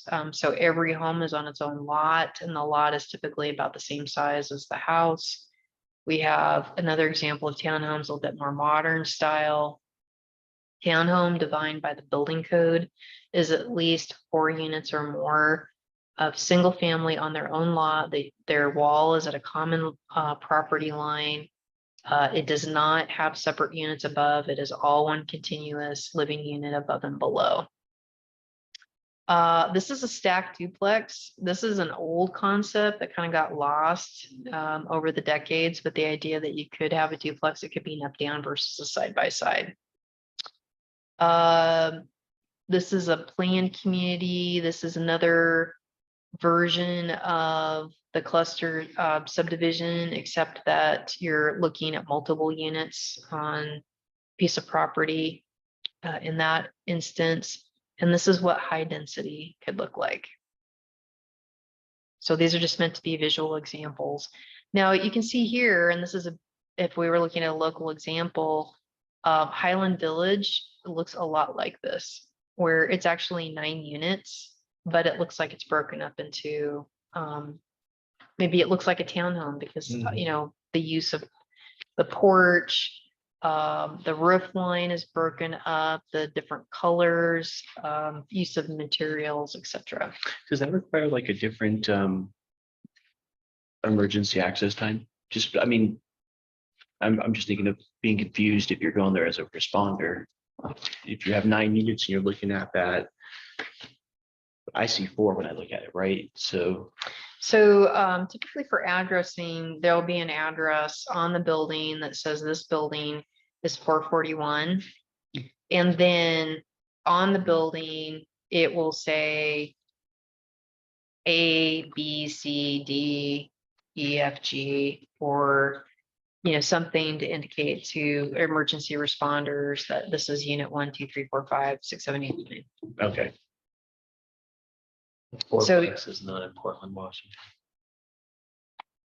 It's Portland, Washington. It's not a place. Oh, good point. I just double checked to make sure there wasn't some weird little There's town not a called Portland? Portland. No, there's Yeah, not. another Yeah, thing like is they probably should be a backup shot, just so multiple fourplexes, because the fourplexes, not going to typically be a high density residential project. Okay. Again, highlighting in green, which of the big ideas would be implemented through the housing chapter. Again, in green, which of goals are related to housing. And then again, here are the individual policies. Again, these are moving forward from the old plan. What's being added here are the strategies and actions. So under policy 5, encouraging development patterns suitably scaled within a 1/4 mile of residential areas. you'll see these same strategies and actions from the land use chapter repeated. So you will see them consistently pulled through onto the chapter. Pedestrian oriented development patterns. So having design standards, STA access, designs and subdivision that include elements of pedestrian oriented opportunity, the analysis of bike and ped and multimodal. So again, you're going to see those same strategies and actions move forward. So you'll probably want to just glance at the housing to see which ones may be unique, but they're fairly identical to the land use chapter. One thing that I did ask them to do to this chapter already, because we're working on edits too, we're trying to get these to you as quickly as possible so that we can get consolidated comments back to the consultant, is that they need to add to the housing chapter density for mixed use as part of this as well. Mixed use is a project defined as a combination of a multifamily with office, or what is known as professional, and retail below. Well, you mentioned one of those last month, right? Isn't there one going in over On 10th Avenue. 12th, 15th, or 11th? 10th and 12th, actually, so it's in between the two. They're also sometimes called live works, but mixed use. So we wanted to add in here what the density would be for that kind of housing so that we're consistent from a policy standpoint. Nice. So that is where we are with the vision being depicted in the plan, a little bit of a summary of the public engagement process, the big ideas, the relationship structure to the overall plan, and the first two chapters. Awesome. A lot of work. I can see. Do you guys plan on doing any more community outreach, getting more information from them, or is that in the past right now? We will continue to do public engagement. So our last engagement activity was around the preferred alternative. So our next strategy will be when this preliminary draft is complete, we will do a series of engagement exercises, which will include an open house in likely August at the Recreation Center. Nice. It will also include a parallel simultaneous online opportunity for people to be engaged so that they'll be able to do surveys, visual preferences, provide written feedback about the plan elements, which we will bring back to the Plan Commission basically late August, early September with what the review of that plan is. So we did surveys, Plan Commission public meetings, and we did the Zoom and the Facebook Live events for developing the elements of the plan. And so once we have a full draft, then we take it back and ask for feedback. We'll look at some other opportunities because we do have an actual project website. Can you pull up the project website? So that was available all during the early engagement process. So just a reminder, we began in the summer of 2021 by sending out a postcard to all addresses saying, here are the activities that we will do over the next couple of months for engagement. So we're going to be doing guide stays. We're going to be launching the survey, which they did before we did any of the Facebook Live events. We're going to be doing these Facebook Live events for the process. And then as we've had updates, which included links to the various surveys and to the land use alternatives, we posted them here, cross-posted with Facebook and the city's website, so people would be able to go to this link and see these documents. We're in the midst of updating it. So we'll have an updated timeline, and we're also going to be updating with the draft there so people can go and look at the document, and we'll cross-post it again through social media, all leading up to that open house as well. And then we'll publicize the Planning Commission and City Council hearings on the comp plan. Nice. You ever seen those, like at memorials or public parks, like kiosks that are outside? They're always there for people to just get information and not whatever they're looking at. It'd be kind of neat if the city can do a couple of those just around so people can pull this up and look at it and know what's going on. Because I feel like this is one thing that I've seen since working with this city. We do all these great things for the citizens, but they don't actually know about it. You know, just to give a good example, adding in these roundabouts and changing Hayford and two, people didn't even know that that was coming, and you're still dealing with the after effects of that. You know, like Mhm. nobody's using, what is it? It's the road right behind Walmart, That's 12. 12. Mhm. You know, we want traffic to be going down that road, and I don't think that people even know this yet. It's still just a learning curve, but some way to have this information out there for people that doesn't require us bringing them in. It's just there for them. Yeah, I think what you're talking about is maybe a QR code with just like a poster saying, this will No. take you to the website, take a look at it. No, there are things like you'll see them in some public parks or like memorials. I'm thinking of like the Oklahoma City bombing memorial. There's a kiosk where you can go and look at it and go through it. It'll bring up everything about it, but it's a digital format and it's always there year round for people to just go through. But it would be something that we can update on a regular basis if we needed to, and just have it out there in the public for people. I don't know if it's even relevant with like a budget or anything, but just would be a neat idea. Okay, I'll have to noodle with those opportunities, maybe. Yeah, it's, my guess is that those are pretty expensive just because they're so specific. Mhm. But we can definitely ask and see what, and get a cost again. Definitely look at it. We are now in an environment where we can actually meet with people, and so, we're so excited about that opportunity at the rec center, because, when we did the 2020 comp plan, it was huge, and we had hundreds of people give feedback. We also, last time around, we did individual mailings, which it turned out to be extremely difficult because it turns out that a significant number of residents only have PO boxes. And we couldn't get PO box delivery at the time. And so Zach and we hand delivered twice notices to every area that we knew for certain only had PO box delivery. So we'll continue to experiment with ways, to get engagement. But even after we did that hand delivery, we got like 3 calls as a result of that. And the reason we did the hand delivery is because that area specifically was being impacted by the changes in the land use map. So we'll keep working on it, and It's definitely a different universe than it was at that point. So yeah, I mean, we're post COVID, so We don't really have, Mhm. we don't have neighborhood councils. We don't have, I mean, we're not anywhere near.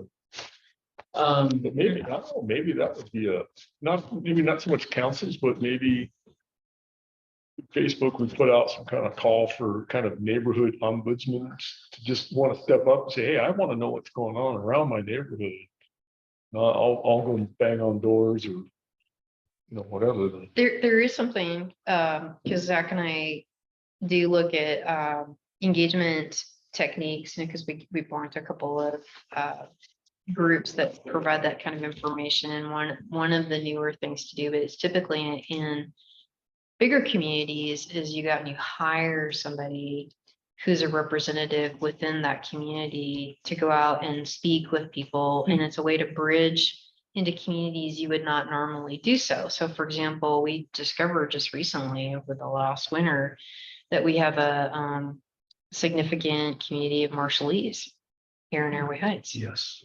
And, but for that, we had learned that from the school, we wouldn't have known that. And so we can look at some techniques like that, where we can engage somebody who's within that community who already has a relationship and, give them some materials and ask them to engage the community through, forums, whether it's school events or sporting events, talk to the community about the plan. So those could be some things that could help us, moving forward too, because it just seems like there's always this debate about what's the best way to get engagement, going strictly electrical format, people want to have a postcard, but then you spend thousands and thousands and thousands of dollars on a single mailing, and then Then we're out in the snow hand delivering. yeah, we're out in or it's 100-degree day. What did it- We've done that before. What did the EPA do when they did that big meeting here? Because they got huge engagements on that thing. The one recently. No, the one after the well went down. I Well, that. You I don't, understand the you don't need circumstances. anything but the word Yeah. contaminated water. You have everybody there. They had coverage in the local newspapers leading up to it, and 6 o'clock news. Oh, yeah. just know that brought out the community though, like people were engaged with that. But we, Then fireworks. banning fair. fireworks in Airway Heights, the two largest issues in the last decade in the city. The goal is to pique their interest, not their anger. Right. Fair But enough. it's just hard to get community. I mean, like, you look how hard, trying to fill planning commission spots. Yeah. The city council, nobody is running against any of the incumbents. There's 5 spots up and not one single person is going up. Where back in the day, you would have 4 or 5 people that were going after the same position, and you would have lines waiting, get on different, and for whatever reason, as the city continues to grow, a lot more people just seem to be tuned out and just focused on their world and going into their backyard. I think there's still some COVID hangover too. I mean, Yeah. I mean, my wife and I have experienced it. We're trying to force ourselves to get out more, become more involved in activities and things. But it's just, you just have that kind of, I think I'll just Yeah. draw the Overlook lines, that close change, the just hide doors. out. Well, all those things are true, but we're also competing. The information we have is competing against every single outlet at any single day Yes. on what's available. And when I say competing, we're also competing with people's lives. So work schedules, school schedules, other family commitments, hobbies. And you want people to be interested, not mad, because you're starting in a negative position, even just to have the conversation, but you want them to be interested because you are hoping that the community is followed along with this plan and this dialogue. And when we get to the utilities and capital facilities and transportation section, it'll make a lot of sense. Like, why is there a roundabout being added at Craig Road and US 2? Because there's a lot of growth. And When are we supposed to work on the Garfield 2 section? That's coming up here soon, isn't it? well, the planning dollars we got, we're working on the contract with the engineering company. So they're a little bit behind. I'm hoping that if we can get that contract done in the next couple of weeks, they should be able to begin on that. You are going to be receiving notice for those properties that are along 6th Avenue. They'll be getting a postcard at the end of this month. That's good to hear, because I've seen a couple of people out looking at the stakes. All the Driven flags are into their gone. yard. I saw one guy out there with his phone. Oh, yeah. Yeah. We got called. Just watch your Facebook page and you'll see the comments. Oh, I'll flying bet. out. I'll bet there's. Oh, for which one? The 6th Street, the Airway Heights Facebook page is a perfect place to learn about things going on. Yeah. Because you will see people, what's going on? They're finally doing 6th Street. It's like, no, they're not rebuilding it right now. Well, that's what I heard. I mean, it just, Oh, there's a lot of misinformation. right, there's a lot of. Lot of news, speculation. not Is that the necessarily Airway right Heights or wrong, neighborhood but news? There's some thoughts Yeah, posted there- on there for sure. So. There's some interesting things when you.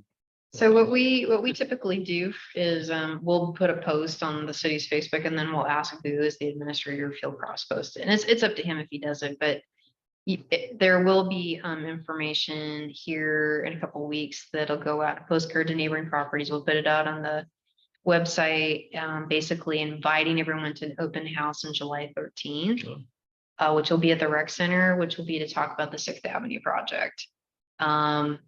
And then when we do the US 2 design, we'll be doing the same thing, but we'll be notifying all the business owners as well as putting it out to Facebook and having a couple of public meetings to talk about the design for US 2. Yeah, it's gonna, when that one starts happening, it's gonna change up that access to the city quite a bit. Just, I know how much like myself and pretty much the social circle I'm involved use that in that area right there, that front building too. So just know it's going to impact it quite a bit. Yeah, it will hopefully for the better. I mean, that intersection at Garfield and US2 is already at level of service E, and it will go to F, just failing. So the design is helping us, you know, to do the design in order to look for money from construction. And so we did apply for some federal funds to construct that intersection improvement because we really do need it sooner than later. But it's just an example of we have a planned engagement, but the survey work already started on that project. And so we notified everybody in the city and we're fielding calls about it. But I noticed all the orange tape's already gone. That's right. So Well, I think a lot of people were, I mean, if you look at the right of way, how deep that actually. oh yeah, Yeah. nobody It's knows, yeah. Well, I've often, you know, we travel six a No lot. map. Yeah. I thought every time I drive it, I wonder, why isn't it, first of all aligned? Why is it like three different? Staggered. Yeah, so go this way, then But back. when you look at those high tension poles, that's a deal breaker. That's gotta be where the line is drawn, right? I mean, no, Yeah, they're all the power lines are inside the right of way. you know, so. Even though those people had nice big long driveways, it's underneath that high tension line. That was never really their problem. You know, I mean. But I only know some of those things because I had acreage and it was the same kind of deal. Yeah, the average citizen does not realize absolutely that the right of way is the front part of their lawn.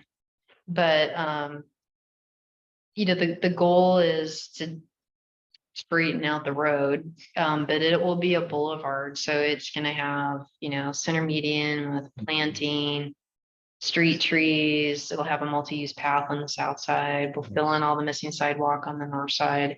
And then transit will come along there and there will be. When it's so desperately needed, we watch people, Crosswalks. the people in There'll that be over 55 crosswalks. community or whatever it is, just the people in the apartments that are hoofing it Yep. Oh, yeah. all the way down I- 6 Yeah. I to get try to to get to people the rides bus. where they're like two, you know, we're kind of right in between, and I've seen people older coming by with their car just bagged, and it's kind of like, are you down there? It's like, hop in, you know, and just throw their stuff in the that's backseat and nice. drive them down.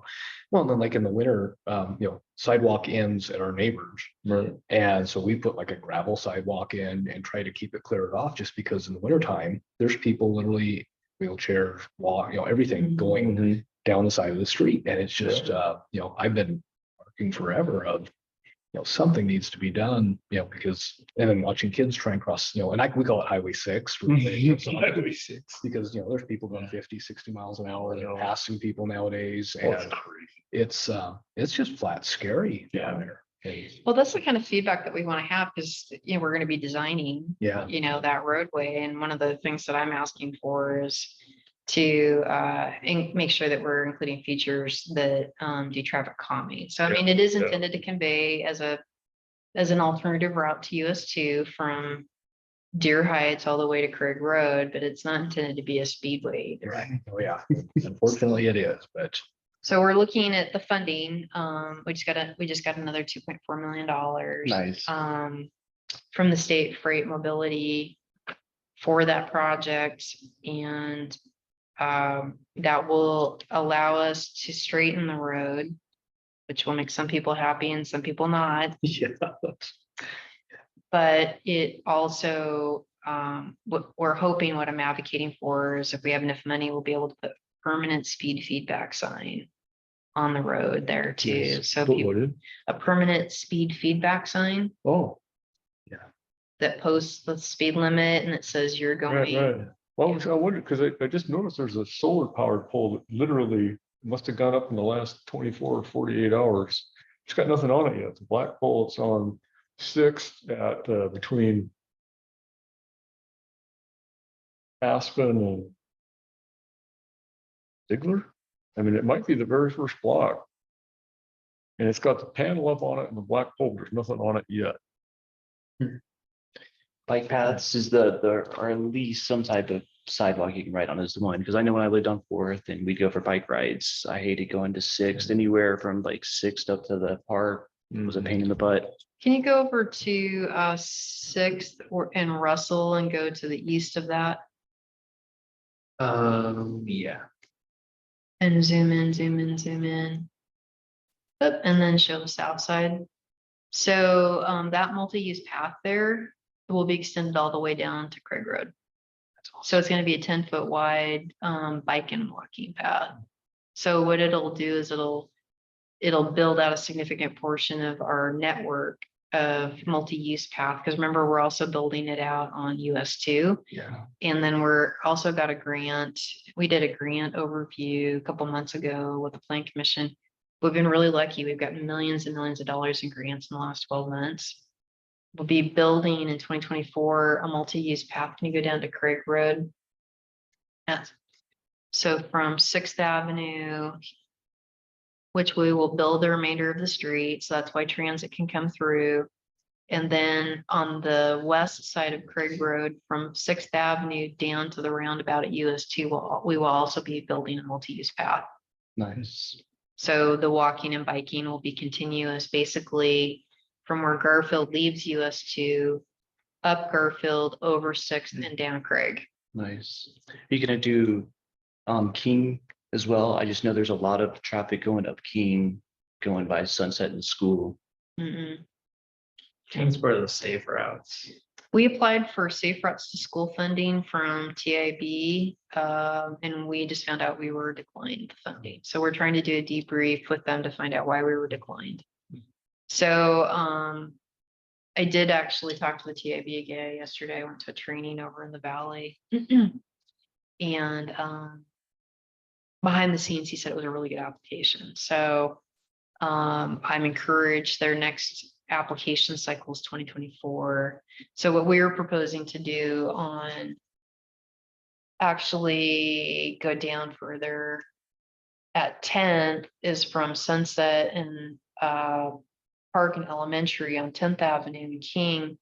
We were going to go to the west and we were going to put sidewalk in all the way back to Ziegler because that's the last sidewalk. So So that we'd be able to provide a safe walking route for all of the kids, Yeah. north and south, to get to the elementary school and then do a crossing there at King Street. Yeah, that would be real nice. So that was an $800,000 grant request that we made. We'll see about reapplying in 2024, but we were declined for the funding for that. Anybody know why 6 doesn't go all the way to April? It seems like It will. So the plan is 6 will go all the way to April eventually? yep, Oh, but it goes through the tribe property. right. And so they're slowly building it. You can see 6th Avenue right there at Copper River Landing. They just extended it. You can see the construction. They just extended it a Well, little that's all bit. full of apartments now, right? Yep. And they, Construction. yep. And they Yeah. just extended 6th Avenue. Oh, okay. And as the tribe builds on those 2 parcels, they'll finish 6th connecting all the way over. Also, it's okay. So until they have a reason. Until they have a project, they're not going to build 6th. Oh, interesting.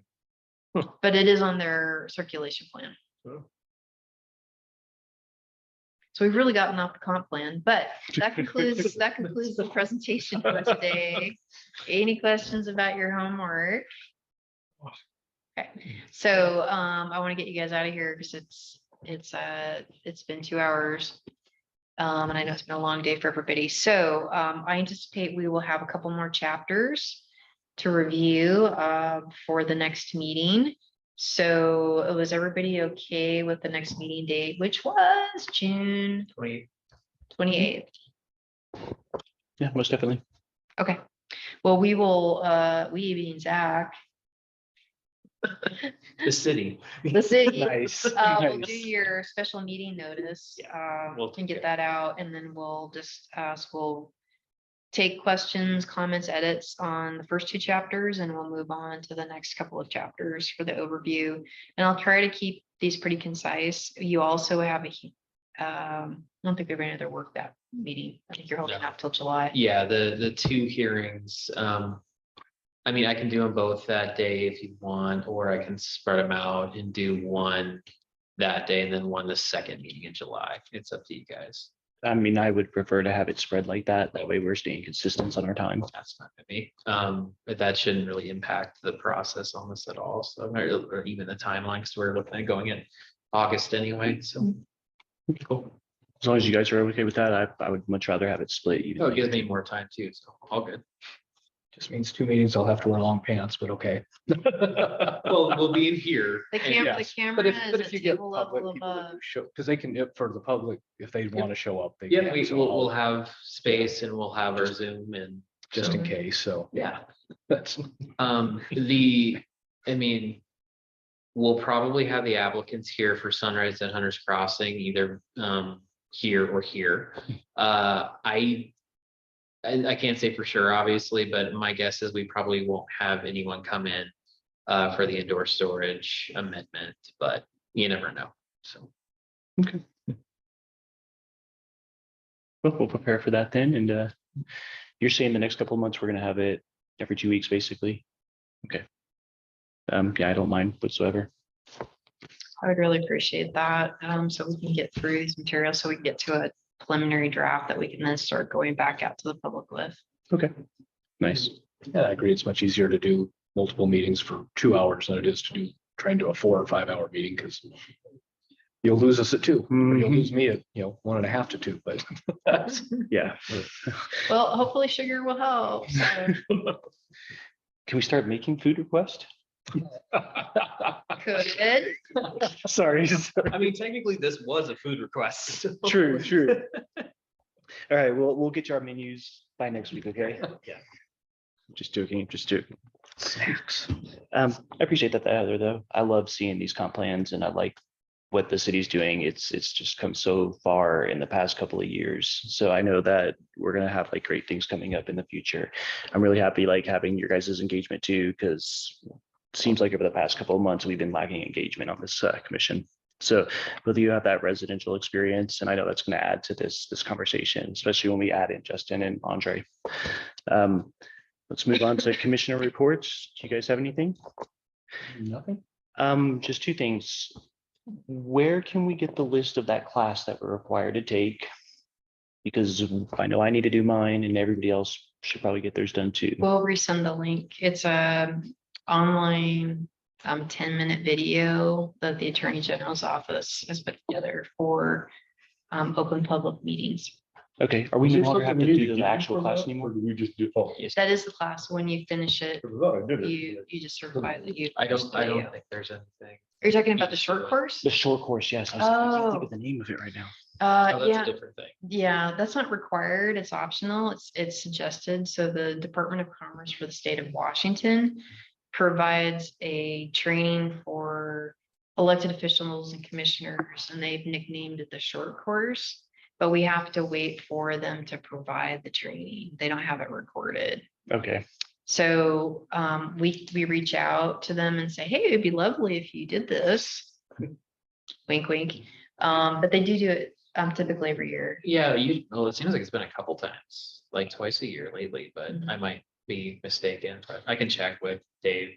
see I what's going on. I know prior to COVID, when you were having the push for us to do that, they were doing it multiple times for the year, because Ava and I at the time were trying to figure out which one to do. Mhm, mhm. So I just know everything's getting back to normal again, and like to get that done. For some reason, I was thinking it was a requirement though.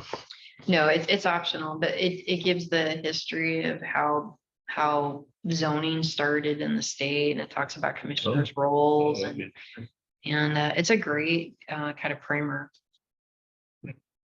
Other than that, I don't have anything. Staff reports?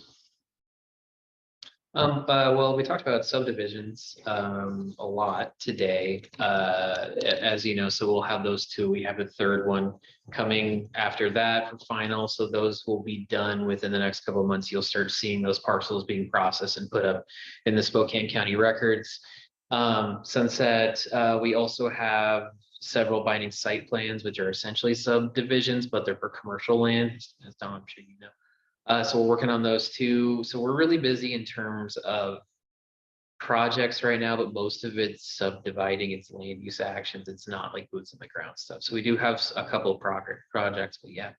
That's really it. I'll make sure I get working on these staff reports, so we'll have everything we need for our public hearings coming up. Again, mentioning, yeah, we'll be meeting June 28th, so that's a way quicker turnaround we typically have, but yeah, we're done with the website, so that's awesome.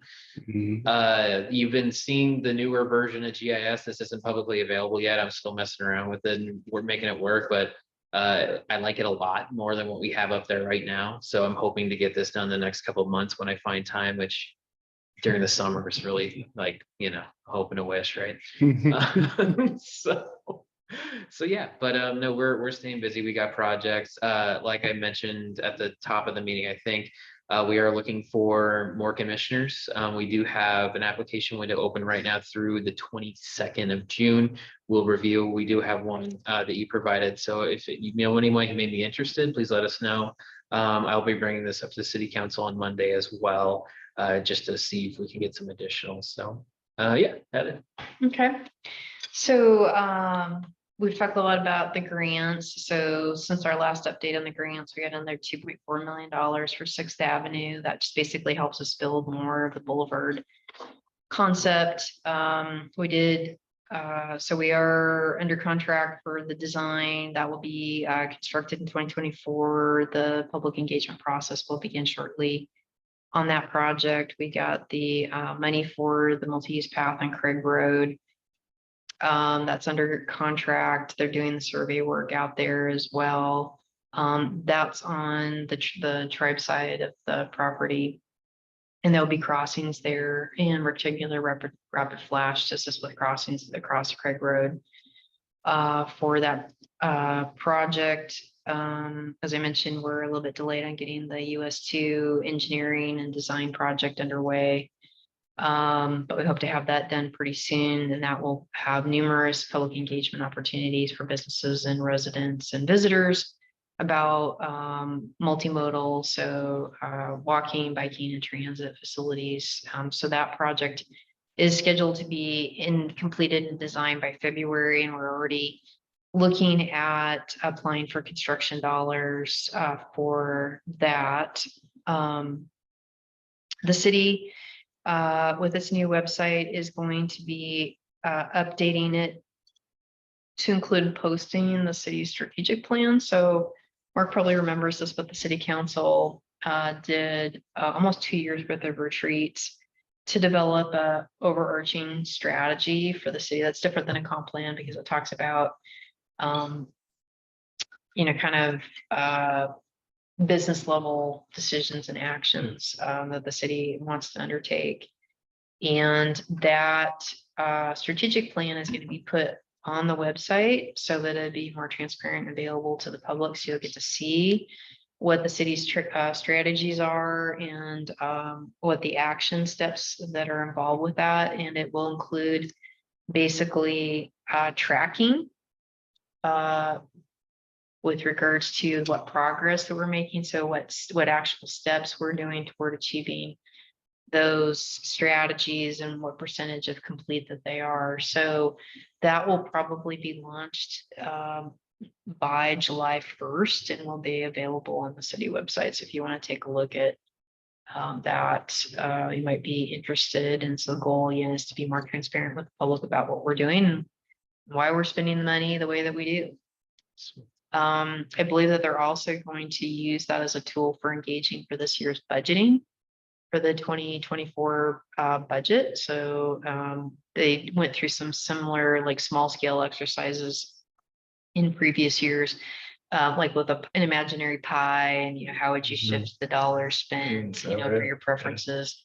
So I'm not sure what that will look like this year, but they are looking at deploying some information. And then along with that, the city has a ballot initiative. So if you're interested in learning more about the ballot initiative, and that ballot initiative is two-pronged, which has to do with annexing the library district and funding for the new fire station. So there's some information on the city's website if you want to learn more about it or share that information. And so it's the goal actually is to do both, so that we can continue to have library services, but also provide a fire facility. So with some of the background, I had mentioned that the Plan Commission took the initiative to bring to the attention of the council about how much activity was occurring and growth was impacting fire service. That resulted in an analysis of the building across the street and understanding that that building was inadequate for fire service, and in some instances unsafe, which is why City Hall moved over to this building, was to make room to help separate the volunteers and the staff from spaces which could actually have clear contaminant air. It could have access to heat and air conditioning. But that building just simply cannot be expanded in order to address growth. So that's one of the reasons why they're looking at this bond to assist with acquiring a building. And that building would be a multi-governmental service building. So it would start with fire services and eventually would be expanded to include city services over time. It's large enough in order to accommodate that as a remodel of an existing building. It's fairly new. Any Nice. questions about the ballot or the civic complex proposal? No, to give context, this had to do with the standpipe discussion to what led to that. So just, it was interesting how that all came about. So it's, I mean, Zach and I only been here for 3.5 years. But a lot has changed and will continue to change. And I think that the city across the board is really working to try and grow with that growth and provide the services that the community is expecting. Nice. Absolutely. Well, thank you. And we very much appreciate you. And thank you so much for moving to this hybrid model. And this dialogue today has been great. I've been looking forward to this for quite a while. It's been a long 3 years. It has been. And as Zach mentioned, City Council just this week started meeting in the space as well. Oh, nice. And so, with the addition of the great audio, the computer screen, the video camera, and then the new technology upstairs on the dais for the podium for their hearings, that's making painful meetings, trying to coordinate Zoom and a TV channel and recordings all happen simultaneously. Nice. Glad we don't have to deal with the Pledge of Allegiance issue anymore. Well, if you want to have it removed from your agenda, we can pull it out. But the city council decided this week that they were just going to skip the Pledge of Allegiance because they're study sessions. Mhm. But for their legislative meetings, which are upstairs, because it's the courtroom where there's a flag, they're gonna do it. We can request to get a flag in here too. Oh, either way, I don't mind. I'm just glad that we're no longer gonna have this Zoom delay and everybody's off of a different cadence. So glad we have that change. Last thing, is there any way we can meet candidates next meeting if there's some? The 28th would be a pretty quick turnaround. I was more saying July. July, okay, yeah, Sorry. yeah, we can do July. Okay. Sorry, the next meeting's the 28th, so that'd be pretty quick, but we can put it on the agenda for that. I think it's July 14th, whatever the second Wednesday is in July. I always stress having people and being able to make votes if we need to. So I'd much rather get people interviewed and. Well, and we've kind of made that, a informal policy really to bring them in for a kind of a meet and greet under, Cal. So if you want to continue that. That'd be the July 12th. 12, excuse me. The 14th is a Friday. Oh, well, there's my head's at. Wasn't even tracking on the. Yeah. So, no, yeah, I think that's great. I like the idea of having them have a chance to come in and meet everybody and kind of get a feeling for how the meetings are going to know what they're coming into. I 100% agree. Well, anybody else have anything? Nope, I'm gonna adjourn this meeting at 8:15 on the 14th of June, 2023. Thank you, guys. Thank you. This was great. Great questions.